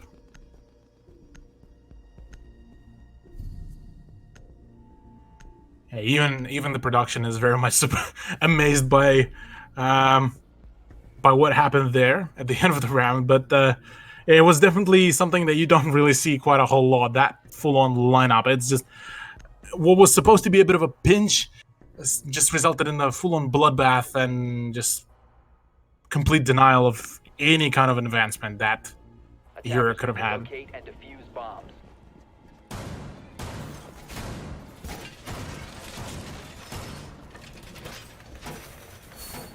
Meanwhile, we'll be making a return to the bar site. The site that has been won by Send at the very beginning, and it was a pretty clean shutout, so if they are able to repeat the same success here in this round, this could be quite a huge one. Production at this point is just memeing at this point as to that about that outcome, as I mean, yeah, it was definitely a bit of a a badly thought out decision, but maybe in their head it was playing out to be a much better idea. You know how it is. Whenever you think of something in your head, it sounds like probably the biggest brain idea. Like literally, after you make it, it's going to be your brain is going to expand to the size of the planet. The moment you say it out loud or try to do it, you look at it, yeah, maybe it wasn't such a great idea. I mean, probably this very outcome was probably that very case. As to, well, they said, well, we can't be bothered really to put any more time into this, put any more effort. There's still probably going to be some ADSs. Let's just go yeet ourselves into the site. And with that said, Oda, interestingly enough, does decide to bring in Akali, a bit of an alternative, you could say, to Thatcher. Should be able to deal with some of those mute jammers and the bandit batteries should the defense bring them. So let's find out how will be used. Only 3 charges that Callie will have, so she will need to utilize them quite well. That is one of the 3 charges already expended, as that is the ballistic shield gone. So the next probably 2 lances will be used on the 2 of the walls into the freezer to get an opening and try to find some kills. There it is. There's the lancer coming out. That's one of them, actually. As the C4 to come out will not be successful, but will be able to deny those C4s that would have been opening up onto the bathroom, and that is a pretty good usage of the C4 by Revno, albeit that it was a little bit risky, considering that usually one would prefer to see that C4 to be thrown out from a bit more of a safe position, as his shoulder and half a body was exposed there for a second or so.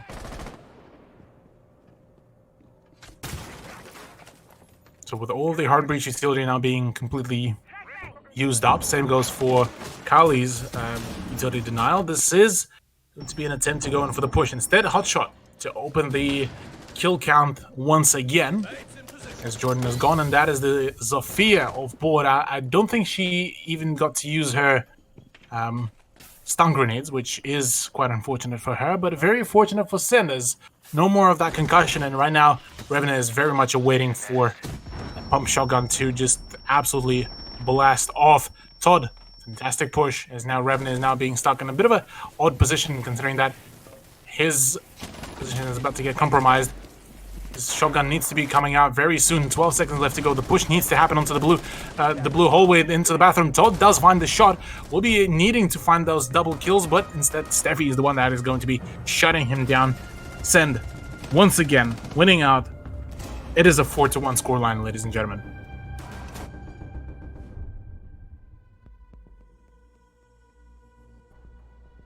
Amazing performance from Sen so far, as once again they're looking at potentially claiming that early lead into their favor and pushing themselves into potentially map number 3. It's going to be quite big should that happen, but there's still a fair few rounds.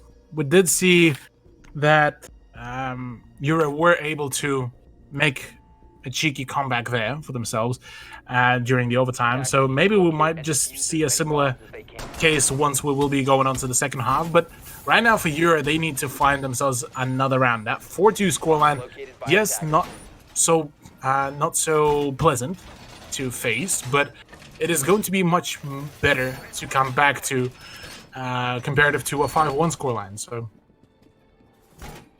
now it definitely sounds very standard to say that, well, 2 rounds is easier to come back from than 3, but to a certain degree, it is one of the points that a fair few teams occasionally can miss out, or even just a single round difference can make quite a difference there. So Attackers are moving to defuse the see bomb. how this Camera feed up and running. will play out here. Already having some good drone positioning there between the teams, as right now it's a bit of a black and white filter there applied to our broadcast here. I'm not too sure as to why it's the case, but apart from that, really, the shot onto Rigba will be coming out, as Changing mags. seems that the peak there will be coming in, as well, Cigar Lounge is going to be taking their default camera was up, as being pointed out by one of the players. I believe that was OJ. And Todd, completely gone. This is going to be a interesting kind of noir film that we will be having here for Cafe Dostoevsky. Curious how the rest of the round will go. Actually, matter of fact, sorry, this is not a noir play. This is the City of Sins styled gameplay we got here. But all memes aside, Oda trying to find some openings onto some of the defenders from above will be finding actually quite some damage dealt to Hotshot, which could open things up quite well, but no frag just yet. As rather the whole defense of Send is just holding steadfast, and with the C4 coming out, well, nice throw by of C4 by Warm OJ, as that is Oda off the board. 3 players remaining on the side of Yura, and well, with the X-Kairos being expended right now, the drop might need to come out very soon. 4-1 scoreline could potentially come into a 5-1 scoreline, as so far it seems that all the trades coming out. Jordan has managed to find a return onto Hotshot, but right now his next point of contention is going to be that coat hanger room, where there's a very scary mute with a very scary Shogun and SMG-11, and both of those guns are extremely powerful in their own range. So with a drop down coming out, Nazgul does manage to find the shot. Will be busting out the bearing 9, but is only able to tag up, and well, defenders will be winning it. 5-1 scoreline, as we are going to be going on a bit of a rehost there to just fix the screen up for ourselves, as we are going to be moving from a noir film to a bit more of a modernized, hopefully. Let's see how will the remainder of the map play out, because so far Sand has been through and through in control of this matchup, as I've probably already said multiple times. And yeah, I mean, right now there's a miracle needs to really happen, or a big comeback, considering that 4 rounds total needs to be came back from by Yura, and with the way how their overall pacing has been, the moment their kind of the streak of their wins has been broken, it's not a good sign really for them. But so far, yeah, we are about to finish on to 5. Sorry, we just finished on 5-1. Getting a quick rehost for people that are just joining us on this broadcast. And I mean, apart from that, really, there's so far it's just been a really good pacing from Send. It's not been overly aggressive. It's been just good, controlled aggression from them. They know exactly when to go in for the peak, when to go in for the push, and apart from a few rounds here and there, they were able to close out some really good rounds. And I believe only a single round where they were defending on Reading Room, where they got completely overwhelmed there by the offense. This is where they were unable to really find the kind of the flawless round. But apart from that, really, yeah, it's been just thrown through there for the taking.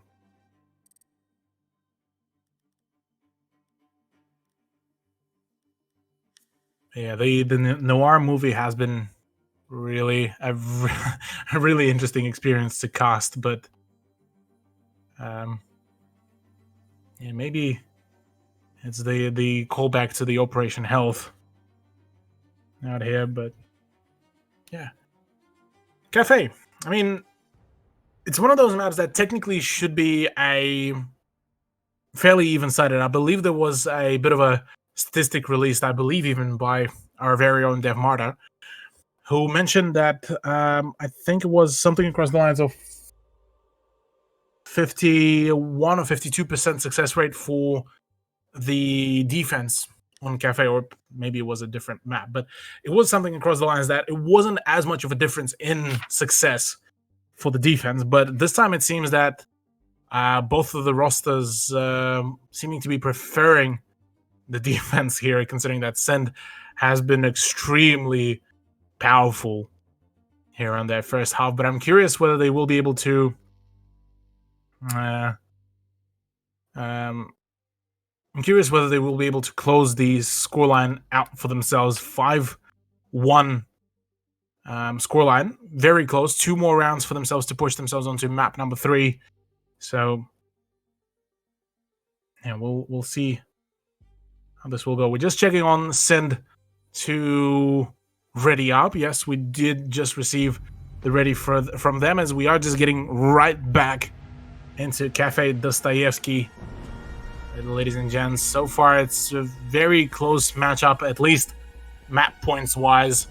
It was a overtime win on the final round of overtime as well for Yura to claim map number 1, and so far it looks like Send might claim the map number 2, sending us into the Villa, which in my opinion is going to be a similar potentially outcome of Cafe, considering that Villa does sport a bit of a better, similar playstyle comparative to Cafe rather than Coastline. So you definitely still need some good fragging power, but you also need some good coordination and strat knowledge.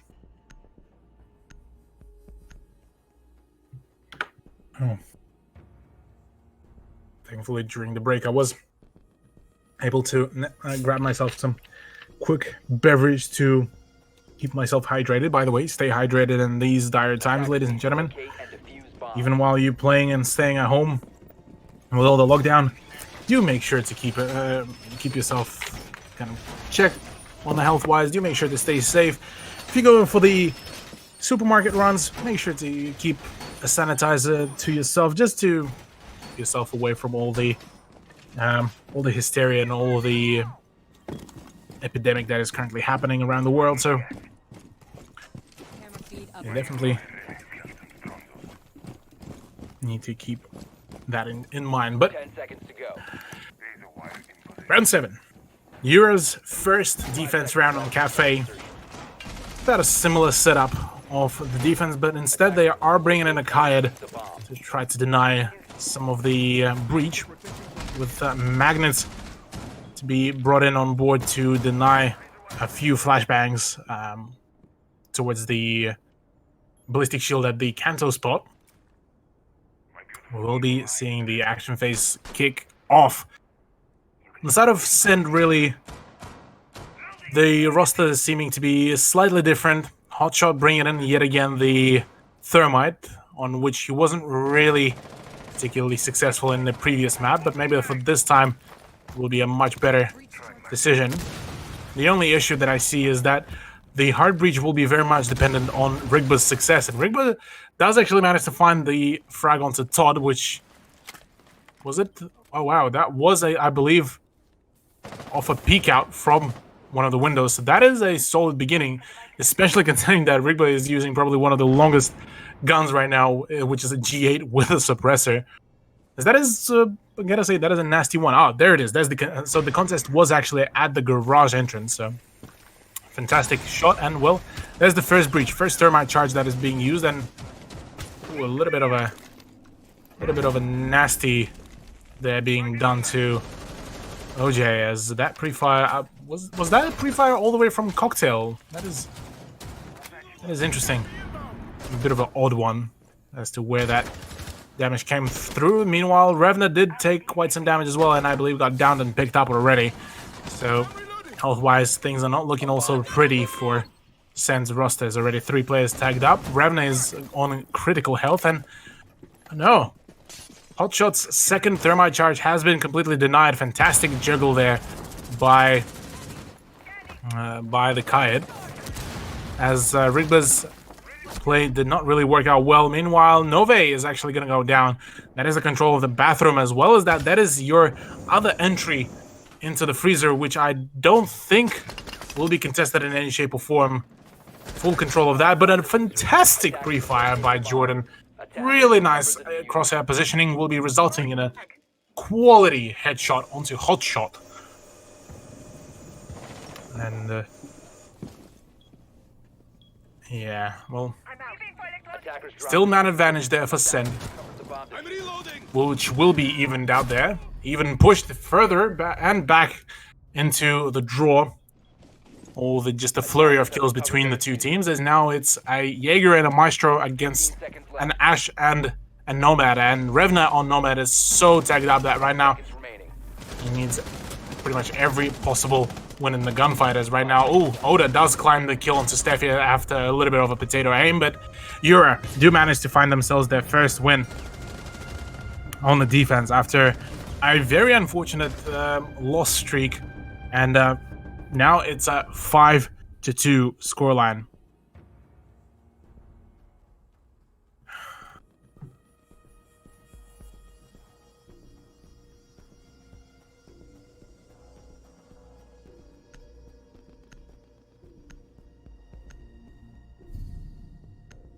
Well, kitchen service will be now the next choice for the defense. Potentially, we might be seeing a comeback play here to come from Yura, considering that they are now the ones on the defense. The choice of the current operators does signal us that there will be yet again some more roam from the defense. Mainly it will be Vigil and potentially Todd as well, and Mozzie, albeit that he did get shut down pretty heavily during his previous round, but fear not, Nove and Nazgul were the ones that were able to clutch this out, so not as much of an issue, but let's see whether this time Todd's roam will be much more successful comparative to the previous round.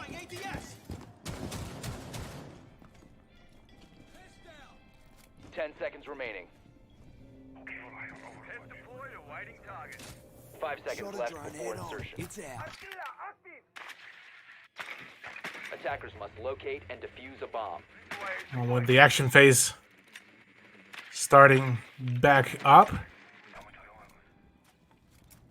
Send will need to once again attempt to have a successful push there for themselves. As Todd going to be making some approaches and amends to his push, as with the way how things are going, the main attempt to take this will be coming out from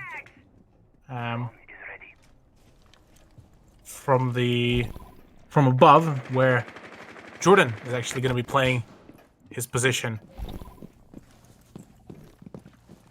will be forced to fall back a little bit on the default position, but apart from that, really, it just looks like he might find himself a kill onto the Sledge, as right now Sledge does take position onto him, and oh, a fantastic shot onto Steffi will be resulting in a initially some early advantage, but Jordan already being pushed. Those stun grenades will be definitely doing quite a number on his sensitivity, and well, does result in him being unable to claim the win.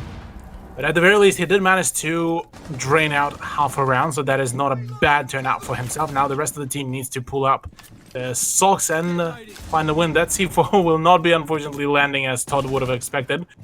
So now a really aggressive push by Hotshot coming out on the red stairs, but no avail, as he was attempting to find some of the roamers off guard, but instead it will be just forcing them back onto the side, which is not a bad idea either way, considering that they are now forced to go back to their site to default back and turtle up, and that would allow Rigba as well as Warm OJ to start going in for some of the breaches, and this is exactly what you want right now, as one of the defensive players on the bakery could have been caught off guard on his rotation, but instead it's rather just going to be just an attempt to open up as many angles as possible and then send one or two players maybe to go push. But for that to happen, the frag needs to come out as well from the attacking side, and that is yet to be found out, as the breach by Hotshot is being made from the back of the kitchen from the garage, and well, Nazgul and Novex are going to be the two main points of contention here. Hotshot tries to go in for the peak, but Nazgul will be the one to shut him down. 2 players remaining, 7 seconds to go, and it seems just like a full-on shutdown. Yura netting themselves a second round in a row on the defense, as things are starting to look up for them. And we will be transferring ourselves to round number 9 between the two teams.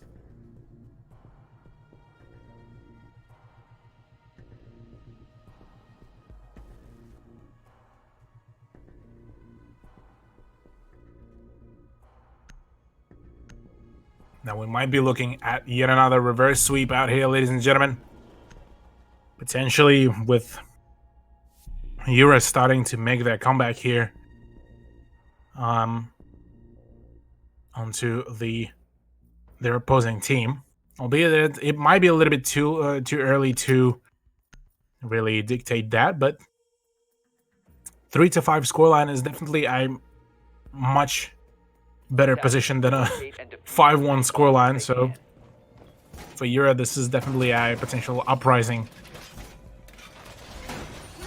Whereas for Sen, they starting to lose their grip. It seems that a few initial losses by Steffi, by some of the other players within Send, and then forcing themselves to push in the last moments of the round is certainly not working out quite well for them. That 20-second meta is certainly starting to come into fruition here on the second map, comparative to what we saw on Coastline, which was pretty much just a frag fest between the two teams and just exchanging blows left, right, and center. So here maybe we'll be seeing a bit more of a coordinated defense from Yura, albeit that we saw another really good shutout by Sen. They need only 2 offensive rounds to be won to win out the map, and only 1 round to be won to push themselves and to guarantee themselves at the very least the overtime to retry all of their plays. But apart from that, they need to start finding some of the early frags right now. Instead, this will be Nove that will be finding a fantastic C4 onto Revna. That is your Nomad off board, and boy oh boy, you won't have any more of that passive flank watch. There's no claymores being brought on board by the remainder of the Send roster, and well, this is a solid beginning here for Yura's yet another defensive round. A bomb has been located. Jordan's position might get droned out here pretty quickly if you won't be too careful. Few few sound cues might be given away, but apart from that, he's sitting steady at his position, not giving away yet any of the points, as right now it is Nazgul who is also going to try to assist on the white stairs, as he will be trying to find some angles into the IQ, who could be potentially going in for the peek at the white staircase, but instead the Maestro player will be rotating over to the construction hallway, where he just might be able to find himself a good frag. Pulse, meanwhile, will be relaying some solid information as Steffi is just waiting for the moment to go in for the push. Goes in for the pre-fire, just does not land the shot onto Nazgul, and instead, pardon, Jordan, as it will be just instead forcing the Jaeger player to fall off his position. And nonetheless, that is still a very good position and very good play to play off, as, oh, Nazgul, extremely lucky here to be able to run away with his life. Instead, Warm OJ with another C4 will be going down, this time from Oda, thanks to the help of the Pulse. And right now, a drop down by Steffi will be guaranteeing that there is at the very least a trade on this one, which will still be keeping Yura in a man count advantage, albeit that Nazgul is extremely low in health.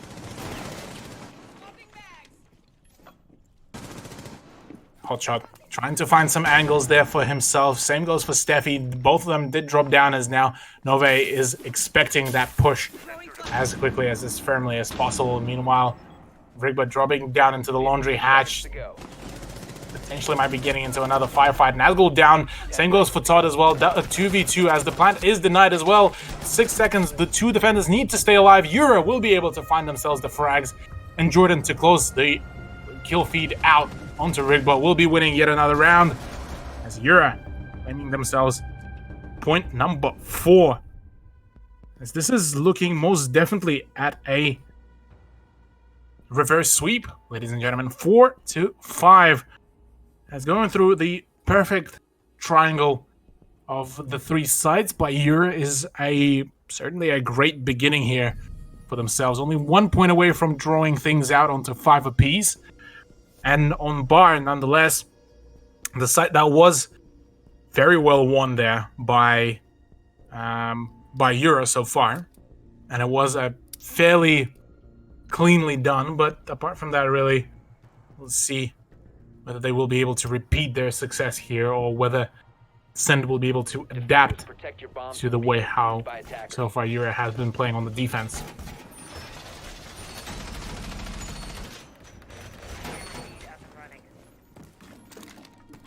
Camera in position. This so far has been an extremely close matchup between the two teams. So far, we did see a similar outcome on the coastline, where we saw Yura kind of take the full control of the scoreline. It was about to be a 6-2 scoreline between the two teams, and then we saw Send to go in for the reverse sweep and push ourselves into the overtime. So potentially here we just might see a somewhat of a similar outcome between the two teams, but instead this will be a time for Yura to make the comeback too. So curious if this is going to be the play here between the two teams. Well, action phase is just starting up as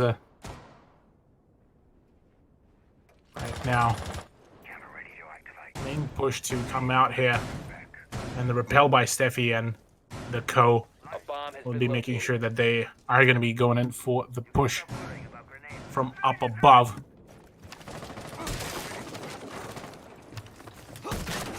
Glitch to be brought on board by Revna as well. Slight change up of the roster should allow the teams to really get competitive there for themselves. As the peek by Rigba here onto the piano room could ensure that the early breach could come out. Well, actually only one delay of the breaches be brought on board by Yura, and that is Nazgul with his mute jammers. We'll be positioning so that Rigba will need to repel in, I believe, into the piano room to ensure that peek will be there, as Nazgul just giving away some of the sound cues just to maybe force Wormoje off his angle, which should allow some angles to be held. But instead, Steffi and Wormoje will be trying to go in for the peaks and for the pushes. The flashbang starting to fly in just to ensure that the the drain of the utility will be there, as I believe Nazgul just utilized one of his C4s, but to no avail. It did tag up OJ to a certain point, but no, actually, Todd is still there. Todd is waiting for the right moment to go in for the C4 throw, and this could be extremely deadly if played well. Knock, knock. Nitro cell set. There's the C4. Rigba will be going down. That is your IQ off board, and Steffi is just a little bit too late on trying to catch Todd on rotation. Will not be dishing out any damage to him in any shape or form, and meanwhile, the remainder of the Send roster will be attempting to find some openings onto the remainder of the players. Nazgul getting a little bit too aggressive on his angle, which could have been punished there by the attack. Instead, it will be Revna that will be punishing Jordan. Now in a 4v4 position, but with 20 seconds left to go, the push needs to happen. The pump action will be potentially coming out. The grenades coming through as all the damage being dealt by both of the teams. Hotshot is down, but Oda finds some reverse shot as well into Steffi. 10 seconds left to go. One player is down. The diffuser is not down as well as, well, Brevna, all up to him to try to push this, but so far it will be a round to Yura. 5-5 scoreline, ladies and gentlemen, as it looks like the defensive roster right now on the second map is looking very much confident.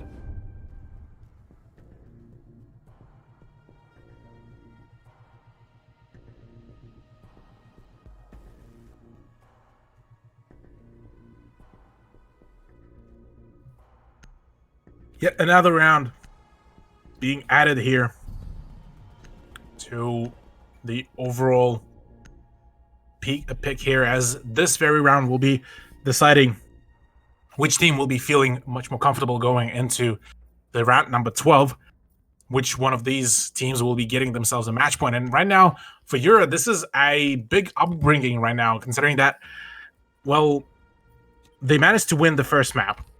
They are already on a comeback streak already, 4 rounds in a row.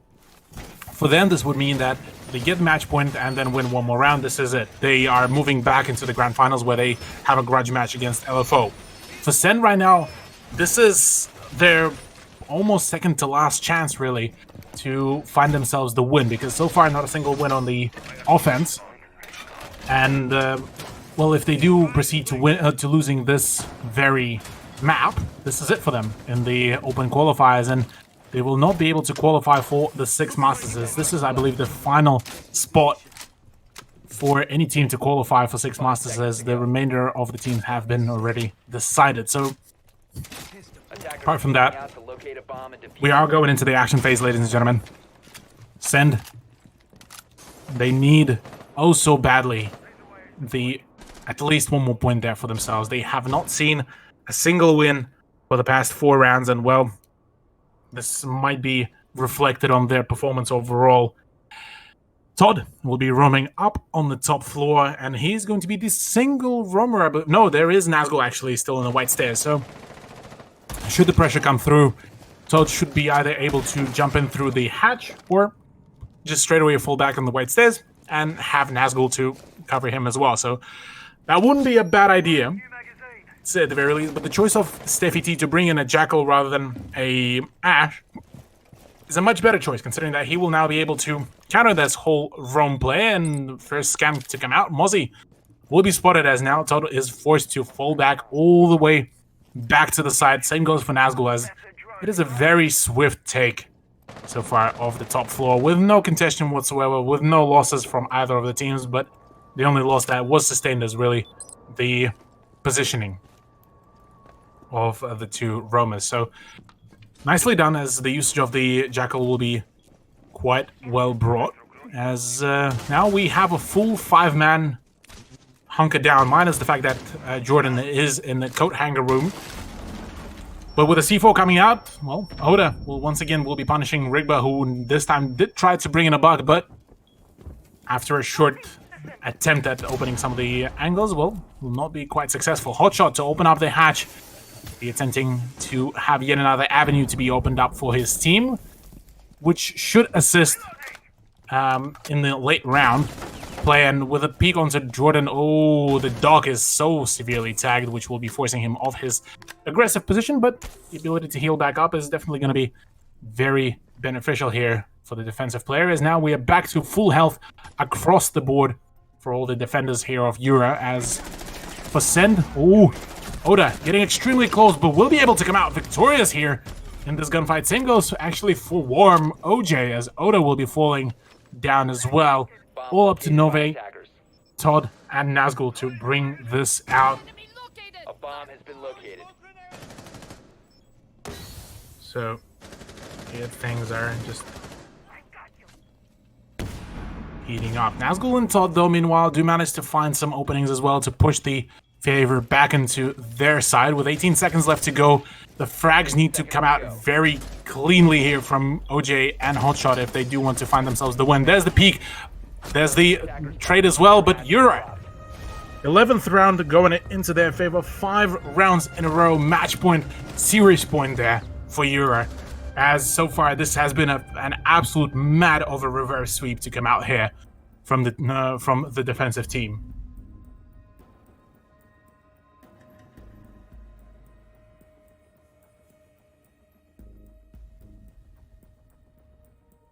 What a turnout here between the two teams. It's just an absolute banger of a matchup. Considering that, well, it's been just an absolute back and forth initially, but now it just seems that Yura managed to finally awake. They full woke mode, able to blast things off. It's absolutely amazing to see how clinical they are on their own defense, and how much of a contrast there is between their performance on attack and their performance on the defense. So definitely quite nice.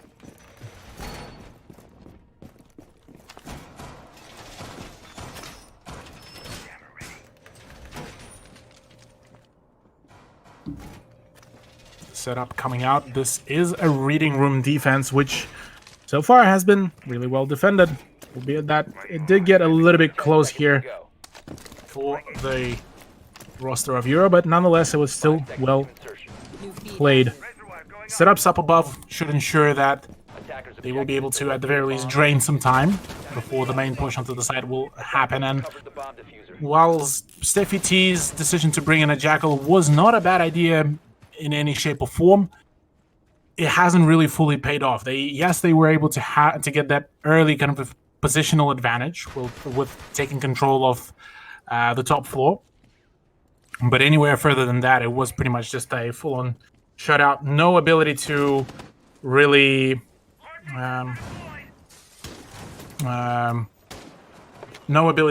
frag out there. Definitely seeming to be hurting quite substantially. C4 to come out will be damaging Steffi, as that was a really good read there by Pauls, but nearly also catching a few bullets to the head, and will be forcing Steffi to fall back and start repelling on the top floor and assist his team in maybe taking the charge into the top floor and then have a top-down clear, as deciding to against clearing out the top floor will pretty much result in the loss of Sen's round, considering that, well, all the holes that are being made by the defense here are going to be extremely powerful and extremely hard to deal with if you don't clear out the top floor. Shock loaded. Make your prayers. Throwing frag grenade. Already half a round gone. Grenade coming out. Fantastic throw there by Revna to open things out, but Nazgul already straight away trades out Warm OJ. Decides to drop down back onto the side, and that is a solid trade-off. 2 players of Send are already tagged up, around 75 to 60 health. And well, with the full control of the cocktail lounge and only 1 C4 remaining onto Todd, Nove will need to utilize his pulse scanner to its full extent, as he is fully knowledgeable. And the same goes actually in return here for the offense, as his ping will now be fully showcased there. Oda to go down to the peak of Rigbo will be there, but Nove as well trades out. It's pretty much just 2 teams trading blows here, left, right, and center. As Rigba will be able to find yet another angle onto the camera, as right now he slowly chips away at the utility. Nove, Todd, and Nazgul, the last two remaining players. Todd and Nazgul were able to play out some really good clutches there as well for their team, and right now, if they do want to close this out without the overtime, this is going to be the prime time. Hotshot, potentially going to be the first person to go in for the peak. Same goes in for the Revna. Don't think the Buck player still has any more of the grenades, and the plays will be attempted, and there it is. The diffuser has been denied. Nazgul finds a double kill actually there for themselves, and Nazgul the final kill as well. Yura, GG, well played. Reversed full sweep. 6 rounds in a row to win this out without overtime. They are going to go into the grand finals, ladies and gentlemen, and they are going to be versing LFO in the grudge match.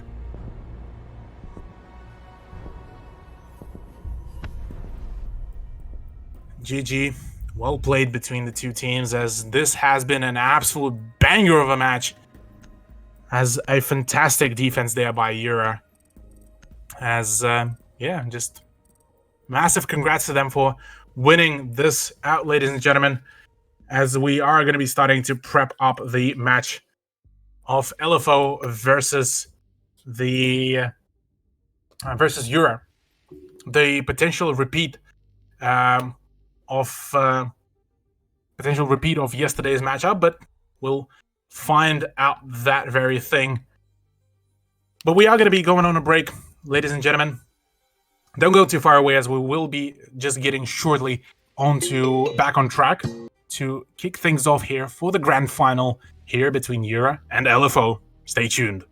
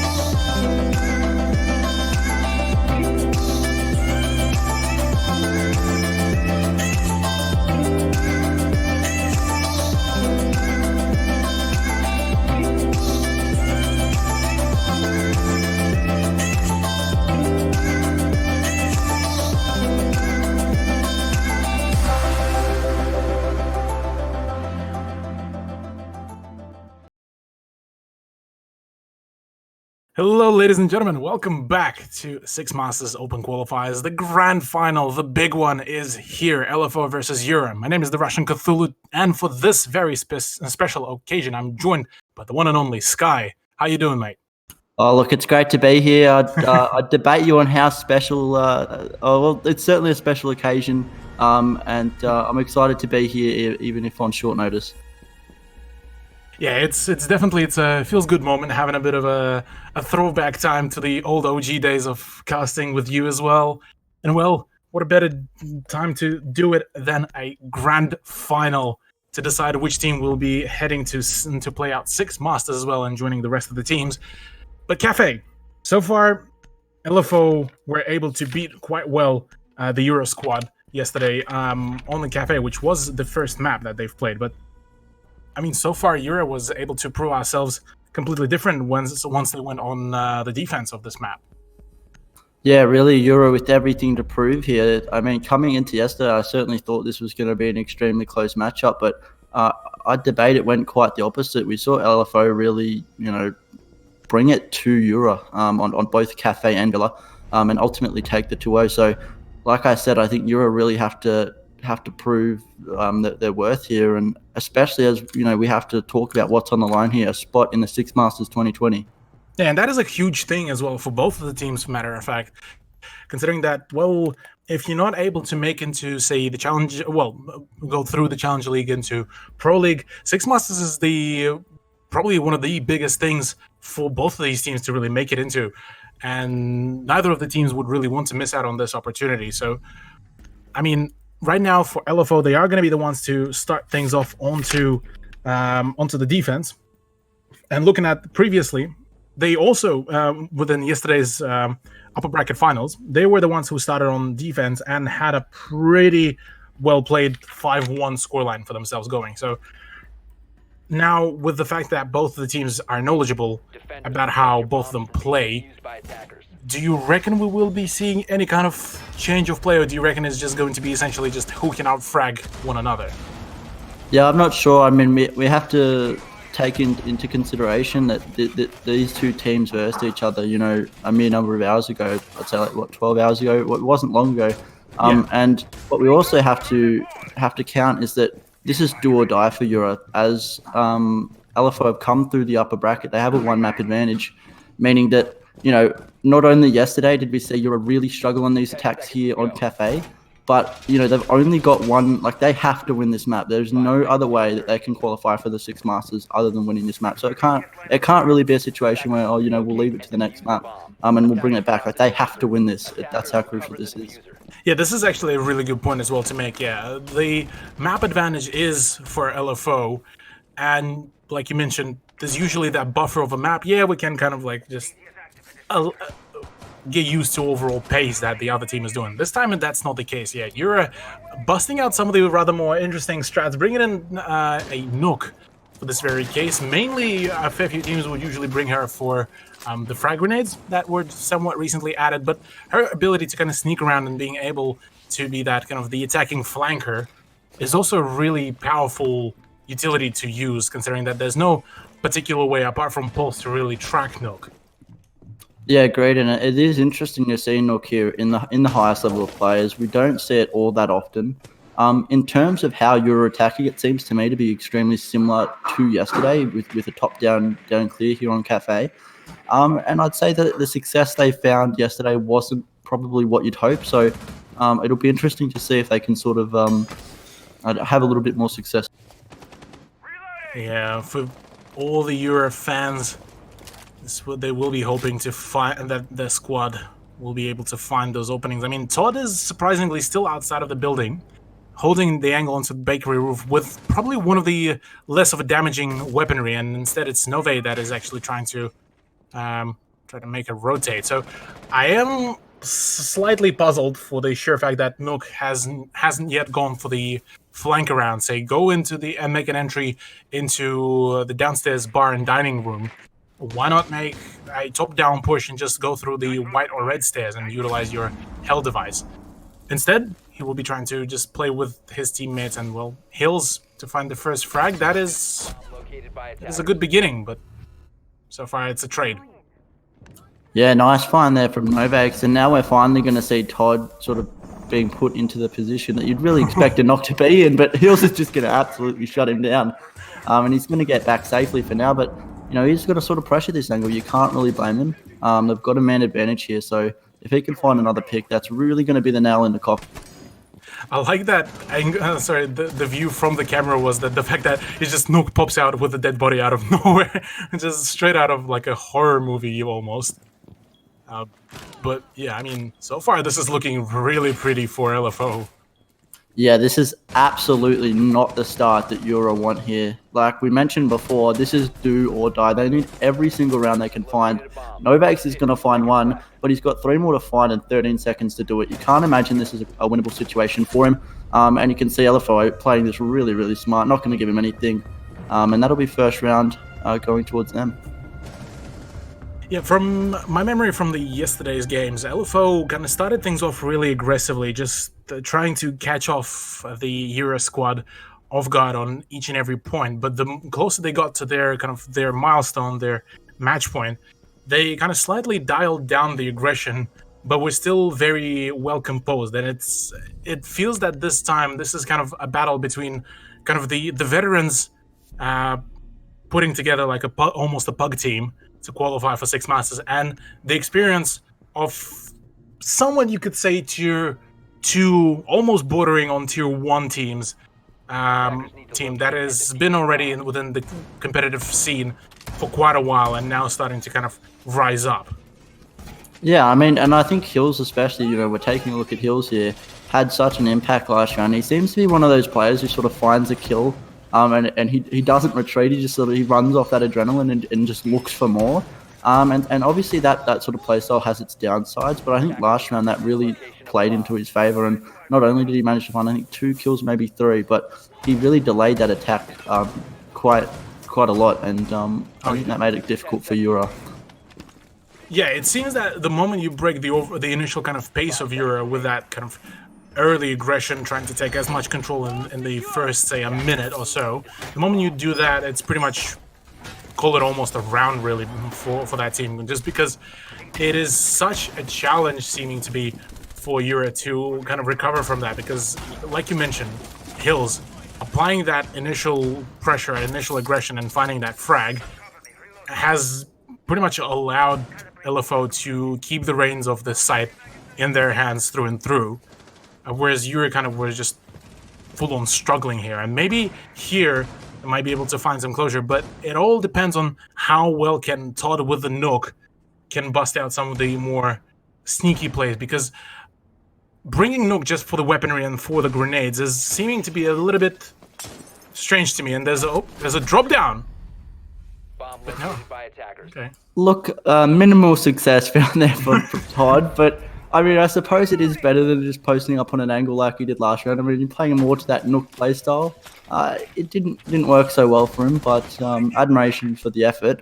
But yeah, this is such a similar playstyle to what we saw yesterday from LFO. We've got the Mozzie below Sogs.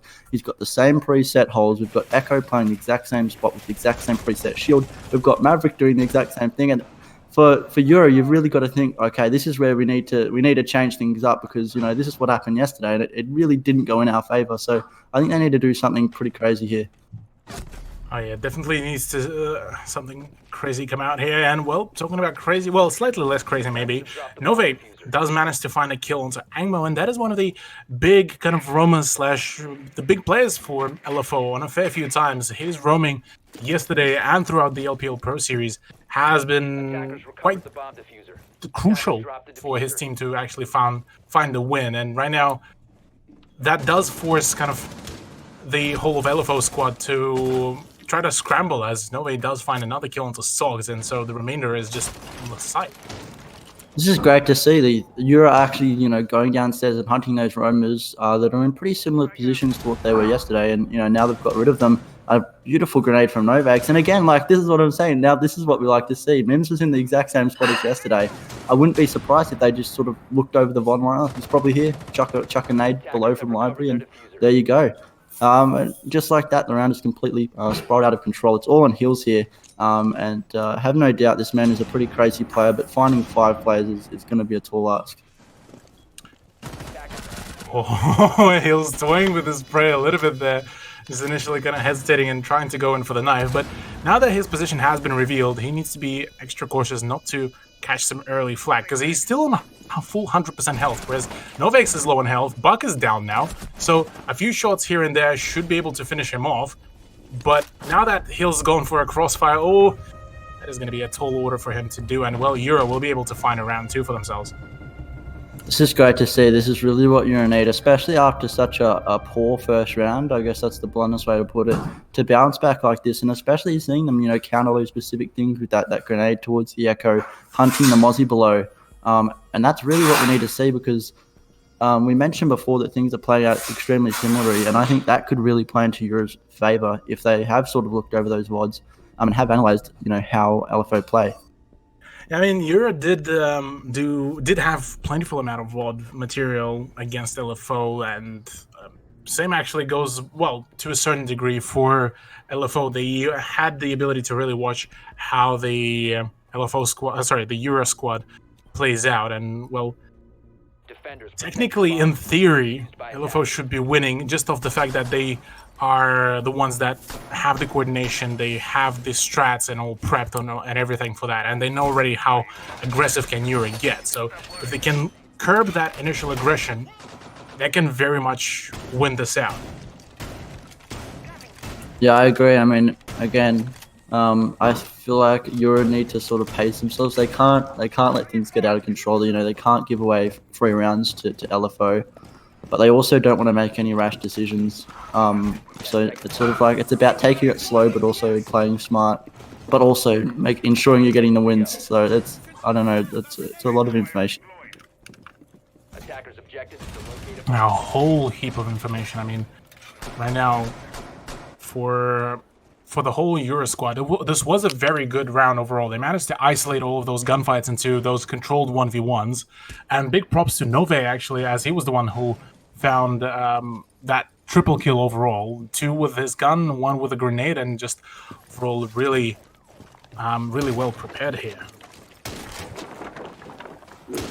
Moving now into round 3, and we're seeing the exact same upstairs hold from LFO from what I could gather there, and again it seems to be an extremely similar push here from Euro. So this is where they need to change things up slightly and try and get rid of Hills, who I'd imagine is playing around Cocktail on that Jaeger, as he is with Sogs.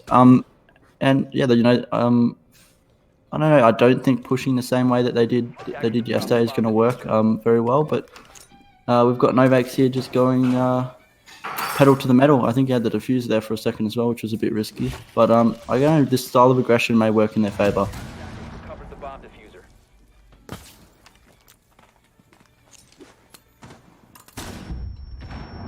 Grenade here going out from Novex. Moving forward here with the drone. So yeah, again, it seems to be a more aggressive playstyle here. We've got Sogs on the Wamai here looking to shut down this aggression. Bill's watching his backside, and they're doing successful so far.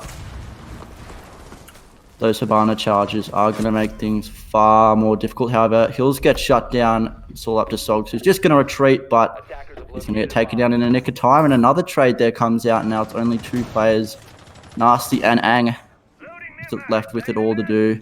And so much time here for the attacking side to really slow things down, play smart, and ensure they could get those trades. It looks like Euro squad has been really activated ever since their previous matchup against Sen, which did really see them win out some really good gunfights. And them here, kind of just finding all those trades, finding all of those shots is certainly a fantastic moment and fantastic momentum that they so far have been gaining here. But with the fact that LFO are still able to keep holding their sights. I mean, Angmo is still in full health. Nasty still has some really good utility in both of his gas grenades, so this could still be going into the favor of LFO as the time is running really low, and only now the push onto the side might happen, and only a single person is actually going to be attempting to go in for the plan. Indeed, we've got Ang here, and all that time they had before has now completely dwindled down. We've got Nasty flanking up as well. This could go well. Nasty is going to take down 1, take down 2, but he's going to get traded. He managed to take down the person who's watching the diffuser and also down the person planning it.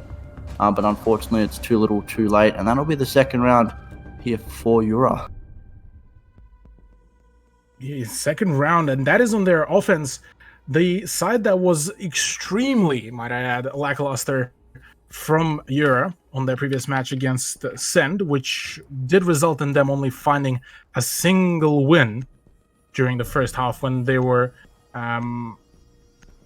attacking. But this time it seems this is a much better, first of all, performance, and second of all, if they do manage to win a round, this is the already a better performance comparative to the cafe that we saw yesterday to come out from Ura between them and LFO. So kitchen service and bakery will be the next choice. But do you reckon we might see a continuation of the pace of Ura, or do you reckon it is a little bit too early yet to call that this is their kind of full momentum going in?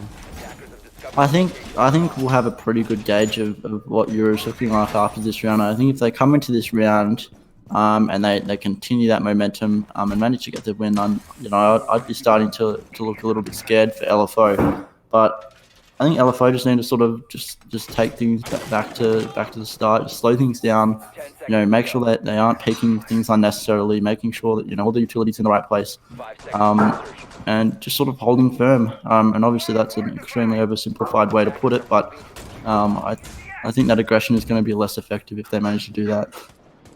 Yeah, I mean, I fully agree with you, and the way how it's looking right now for LFO that they've set up is fairly.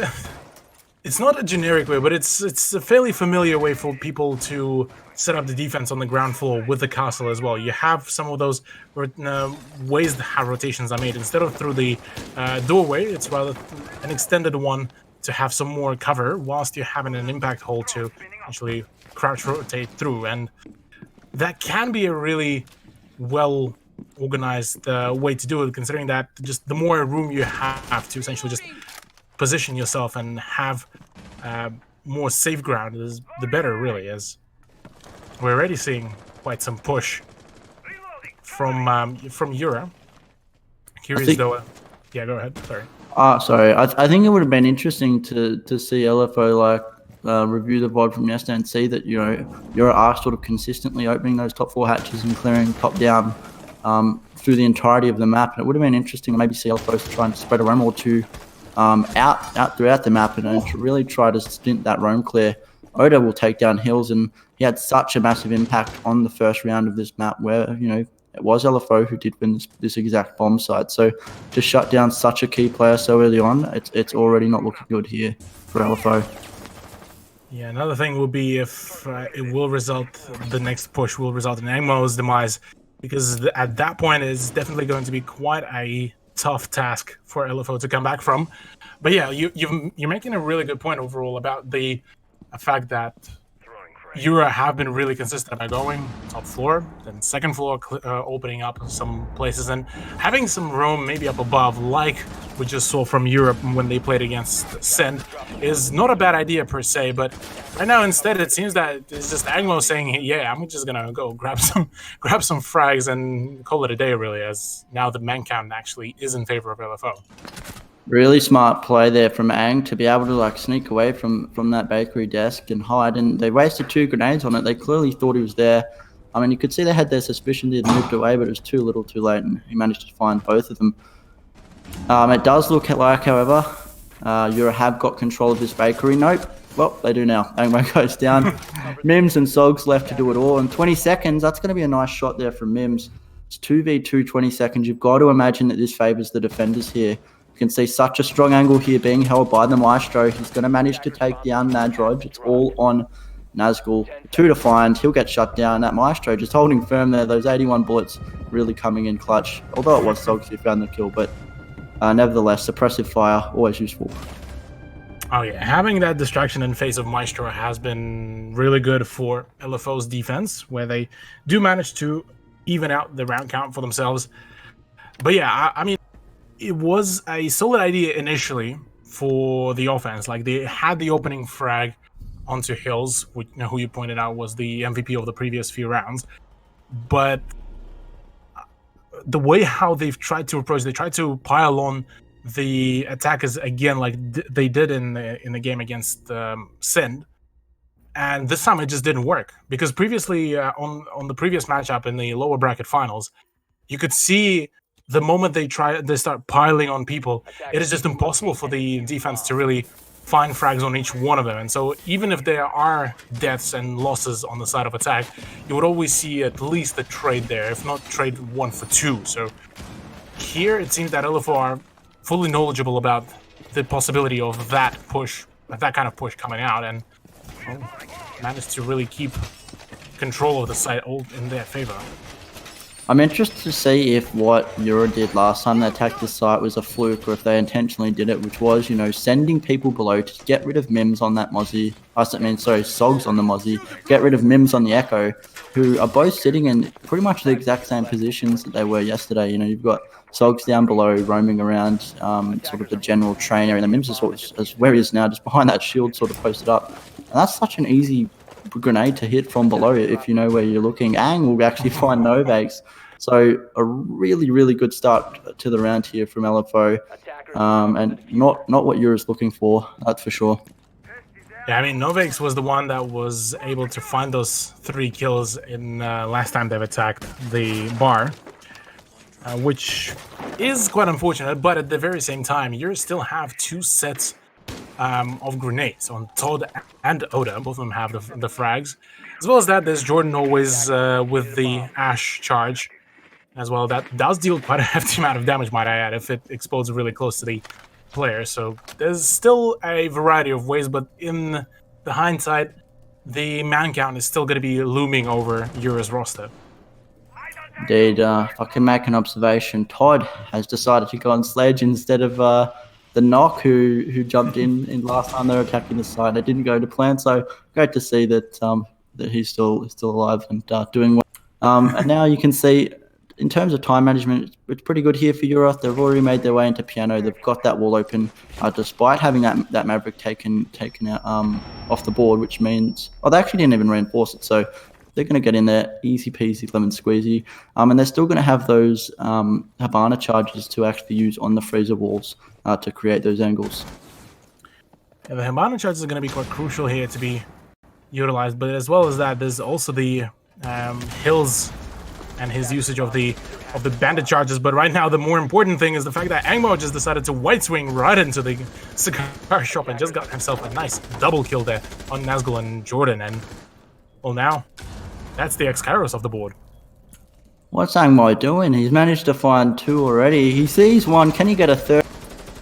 He's playing it pretty smart. It's a bit of ring around the rosy at the minute. It's not looking good for him. He brings out the pistol, doesn't manage to take down that SMG-11. Mims finds 2, however, and now it's all on Todd to find 2 players as 1 is down. He's going to finish the Echo off. He's got 45 seconds. He's got the time to do so. I think he just needs to sort of slow down. Just take some deep breaths here. Play it smart. He shouldn't just rush into a gunfight, especially when he's got, you know, those precious seconds left to burn, and that's exactly what he's doing. He's reloading his weapons, and now he's going to decide to go for that plant. Yeah, neither of the players are really close by to really deny that, so this will be a post-plant situation, but him sitting directly on the diffuser is going to leave him a little bit open the moment the white swing is going to come out, as now the position of his has been revealed, and well, fantastic peek by Sogs will be resulting in LFO being able to defuse and score themselves yet another point. Sogs doing his best Virtue impression there, and that's going to net them the round win. Beautiful jiggle peek there, and you can see baits out the shots and just pretty easy pre-fire there onto Todd, who was standing completely still. And that's going to be another round to LFO. So already looking like they're going to have the upper hand in here and a half. Obviously, the best that Euro can do here is equalize and get that 3-3 scoreline, which wouldn't be bad. You know, a 3-3 scoreline on Cafe heading into your defender half is most certainly not the worst thing ever. So I think if they could execute that, I still think that they've very much got hope here in this match. Oh yeah, most definitely. I mean, right now, even for LFO, this is not a bad performance at all. But considering the way how flawless it was a defense from Euro on Cafe in the previous map, I'd say that LFO will be looking right now to gain themselves that 4th point. Just have a little bit of that, say, that point buffer should they need it in case Euro will be going full on Super Saiyan once again.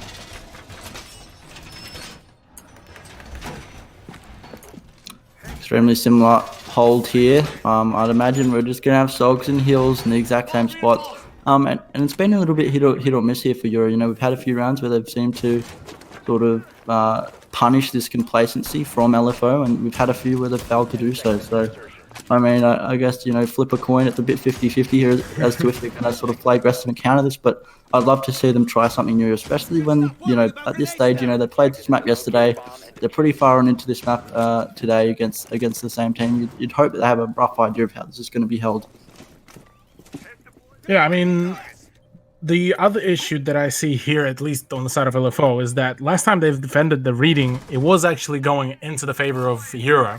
So with them going onto the side that is statistically less well performed than, say, Kitchen or Bar, for that matter, both of those they were able to actually defend here.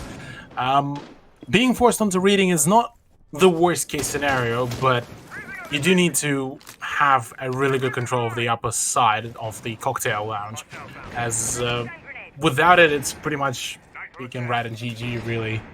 If LFO do lose that, albeit we saw from Euro some good performance even after they forfeited the top floor positioning on the previous game.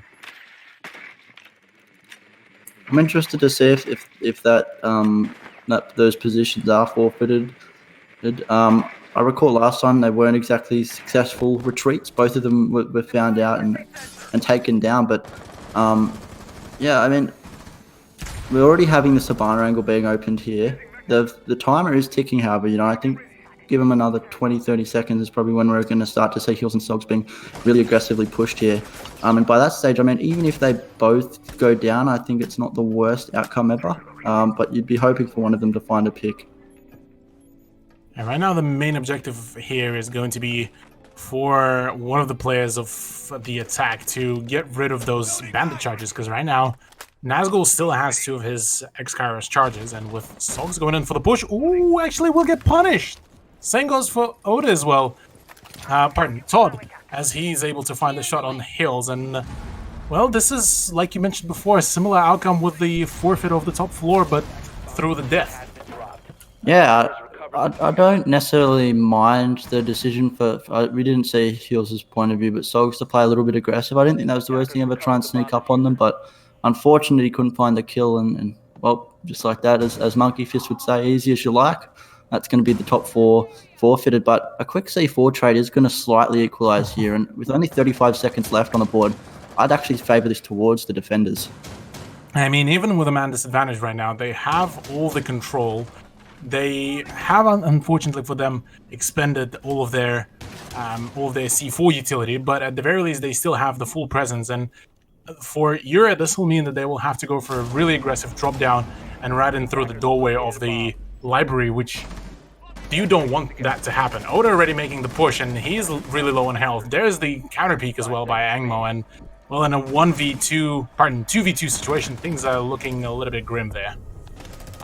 Yeah, geez, really smart there from LFO. Really smart there from LFO to play as aggressive as they did, and in the end, clutch. Now we're going to see the side swap. Yeah, I mean, we spoke before. The best thing Euro could do is equalize 3-3. They haven't managed to do that. I'd say most people would probably, you know, if you've got your average run of the mill competitive game, you know, on Cafe, you'd sort of expect this scoreline. Would you agree, Cthulhu? Sort of 4 for the defenders, 2 for the attackers. Yeah, this is a much more kind of preferable slash kind of, you expect that kind of scoreline to come out from defense, especially within the current meta. And it's not the worst case scenario. Obviously, a 3 piece would have been a much better showcase here for a Euro squad, but coming back from the 2 rounds is not as bad as, say, if they would be forced to, I don't know, come back from a scoreline that is 5-1. Now, that is quite a hefty task for the team to do, albeit that they've just did it against Sin. They were down 5-1, and after that, pulling a 6-round flawless was quite a showcase from them. So, hey, I mean, I'm not saying that Yuri is going to make a comeback, but I am saying that they have the potential to pull that off. And I mean, sort of on that wavelength, this round is going to be so telling, because I think if we see LFO sort of be able to translate that aggression and that momentum here onto the attacking side, I think that's going to be extremely scary. But you know, sort of in contrast, if we sort of see Europe be able to sort of hold strong and shut them down, I think I've got to completely agree with you that a reverse sweep may very much be on the board. Well, right now we're seeing some early attempts at pressure. Mims trying to get his drone into the building, or just rather get himself into the building, as Novex is actually the first person to open the score out. And as Angmo and one of the two hard breaches actually off board was trying to go in for the peek at the cancel spot and pretty much paid dearly with his life. Geez, we're seeing such a contrasting way to play here. We've seen that buck in below so quickly.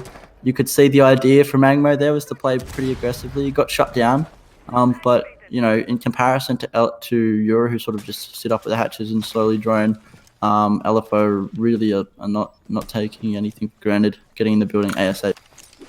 Oh yeah, and thankfully for them, they also have still Maverick, so the fact that they've just lost one of the hard breaches isn't going to be as hurtful as, say, if they would have had only Hibana or only Thermite to play off that. But right now, that position that so far Novex has is extremely good, considering that, well, that is going to catch off yet another one of the breaching charges. And meanwhile, Mims actually manages to find a return of the investment back onto Oda. Really nice stuff from Mims there down in Library, bucking up towards that sort of spot that is north of Cocktail, finding the pick where we saw that echo play on LFO's defensive sides.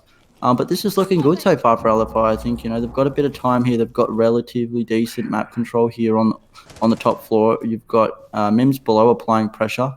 So now it's really about ensuring that, you know, this next minute is spent well, is spent effectively. We can't really have them doing what they're doing now, which is just sort of sitting around in piano. That Maverick is making progress on that wall, which is good to see. And right now that Maverick trick needs to be absolutely flawless and very quick, but it seems that... Oh yeah, it did work, okay. It looked like it was fully electrocuted there once again, but Mims already pulling essentially that Nook play from below once again, utilizing that very same opening that I believe the defense had and getting rid of yet another defender. That is actually Todd with a TCSG, and that is going to be quite a painful experience for the man. Yeah, Mims is doing so well here, but you know, it's all for nothing if they can't translate these next 15 seconds into a win. And with that, time is low. Novax finds Mims. It's a 3v3. Nazgul will take down Heels. It is not looking good for LFO here. Their players are just getting found out left and right. But 2 quick kills. A plant maybe on the board, and it is actually. Things have turned around. It's all on Jordan, and he cannot deny this plant. I don't think. Unfortunately, he gets shut down. Oh my gosh.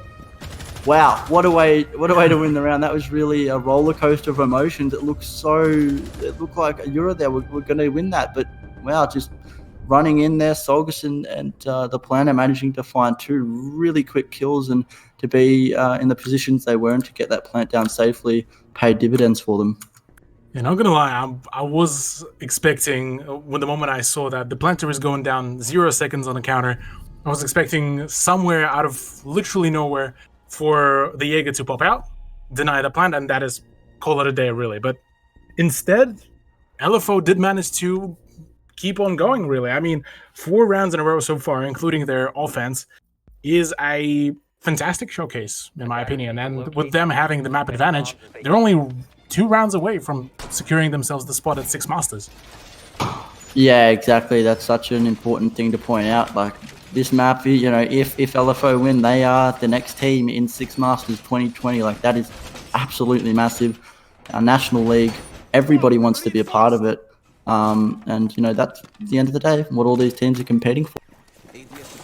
Yeah, I mean, we saw so much talent to come out. The last time we saw 6 Masters come through, we saw a fair few under 18 teams even come through, play out, and nearly get some really big upsets against some of our Pro League teams, some of our top end even Pro League teams. So this is a a huge opportunity for any team, be it Pro League, non-Pro League, Challenger League.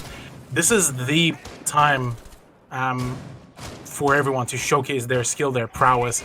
And so far, LFO looking like they just might be able to do that very thing. Exactly. You know, this qualifier, there really are minimal prerequisites. You can just come in, you can play, and that's what these teams are here to do. And again, continuing with this aggression, LFO are already in the building extremely quickly. And let's see if it works as well as it did before, but Sogs will take down Todd, and it's already looking good for them. Interestingly enough, Mims was actually once again shift Wing as if he's an Ash through the ground floor, just hurrying himself up to get to that position to find those early openings, because they are so crucial here to catch some of the Euro players. Whereas for LFO, this is, I mean, Mims last round did a phenomenal job there. Wow, this is just such a roller coaster. Nazgul's gonna get something on the Sogs, but is it even worth it at that point? Jeepers, what an absolutely turn of events. 3 players in the first 1 minute and 20 or under 20 seconds being taken down. This is where I think I don't know. This is where I honestly don't know. Do you keep up the aggression, Cthulhu, or do you sort of slow it down? Go, right, guys, let's just play it slow. Let's not make any dumb mistakes. I mean, really here it's rather more of a question of how unpredictable can you be. And Nasty did try to open up the Maverick hole, but did pay for that with the shot from Nazgul. So it was a valid attempt by Nazgul, but like you said, in a such man disadvantage, this is not the ideal play here, considering that there's already a crossfire being set up. LFO, yet another round for themselves. They are certainly not keen on giving any more ground here to Euro. Yeah, and I mean, you really can't fault Nazgul for that play there. You know, when you're in such a man disadvantage, you really got to get those aggressive plays going. Otherwise, things are just going to sort of spiral out of control, and you really can't control them. So for him to take that claim or go for that peak, I commend him for it. And it almost went well, you know. He lined up 2 players, but unfortunately, the Sophia, they're just too quick to act. And now, Cthulhu, we are 1 point away from crowning the newest team, the Six Masters 2020. Yeah, match point, series point, qualifier point at this point, really.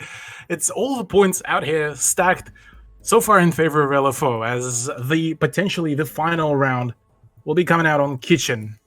And Kitchen so far was won by LFO whilst they were on their defense both times. So LFO do know through and through this whole site. So maybe this is going to be the place where they will be able to grab themselves the victory, or maybe we'll be seeing Yura pull out some big comeback and push it into overtime, which, again, even now with this scoreline, I am not excluding that. Yeah, absolutely. And I think, correct me if I'm wrong, Cthulhu, I believe it was yesterday where we actually saw Yura do an extremely heavy sort of upstairs hold, heaps of holes in the floor. And it seems like they might be doing something similar here. Certainly not to the same extent, however, as they don't have the car. They certainly do prefer to have some good vertical holds, and I mean, all of the operators that they have so far do certainly see to that. I mean, bringing in a Vigil is a good idea, considering that the way how LFO been aggressive, if you try to match the aggression, maybe that will be the key for the success, and Jordan on the Vigil should allow that to happen, and with Bakery as well control off the board, this is going to be a pretty good beginning here for LFOs. But apart from that, really, I mean, I don't want to harp on that, but last time LFO played against Euro yesterday, it was a 7-2 as well. That's right, it was indeed. I mean, I have to comment again how good LFO are at getting in the building. Like, look at this, they're not even 1 minute and they've already got this wall open. Like, that is just absolutely crazy to see. And it's already looking so good. Oh, that Jaeger is going to get taken down. What a cheeky angle there from Hills. I haven't seen that one before. Nice little takedown, Odin. Cthulhu, but he's not looking good here. Jordan's going to get lit up as well. Yeah, things are all falling apart here for Uran. That is not what they would want to see. A reload to come out from Aldi, even whilst having 54 rounds. A bit of a risky one if Sogs would have gone for a wide swing, but instead does find the shot onto Jordan. Todd, reply back onto the Sogs. But meanwhile, there's the plant going down. No, Todd does manage to deny that as well. So vertical pressure is certainly working out really well there. And with all the Maestro cameras coming out as well, this is most definitely helping out substantially here for the defense. No, could it be? Can you imagine? Hills is getting the plan. It's a 2v2 with some very exceptional plays from both Todd and Novax. But now they're in a post plant. It's going to be the trade. No way, Cthulhu. Could you call it any closer? It's Hills versus Novax in a post plant situation. Oh my god, I cannot wait to see this gunfight. This is extremely exciting. Six Masters 2020 on the line here for Novax. Yeah, indeed it is. 15 fresh box loaded in, but Hills just so precise on that M762. GG, well played. It was a very quick map between the two teams, but it was still a nail biter here, I gotta say.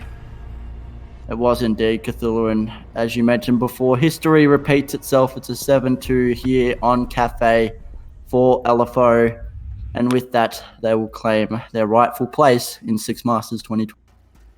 Yeah, massive congratulations here for LFO, blasting through the whole day of yesterday's qualifiers, managing to stay on point with all of the points, with all of the wins, and managing to stick true to their aim and to their plays, even during the grand finals. So congrats to LFO. They are going to be the last team joining us in the Six Masters, and well, for us as well. This is the end of the broadcast. Any kind of final thoughts, Sky, before we close this out? Yeah, I mean, massive props to all of the teams. And I guess I'd say massive props to the entire broadcast team as well. Thanks to Hawk, Cthulhu, Chuck, Guz, all the admins as well over at ESL. Massive thanks for making this possible. And massive props to all the teams. I'll also say if you guys want to keep an eye out for any more Six Masters 2020 news, you can follow Rainbow Six ANZ on Twitter, and they will have all the latest for this incredible league. Oh yeah, definitely. And keep an eye out for this Twitch channel as well, as once the Six Masters will launch the online portion, there will be plentiful of close matches. But for us, this is it for today. My name was the Russian Cthulhu. I was joined by the amazing Sky. We had Hawk on the production and Guz on the observing. Thank you all very much for tuning in, and we'll see you in the next one. Catch you later.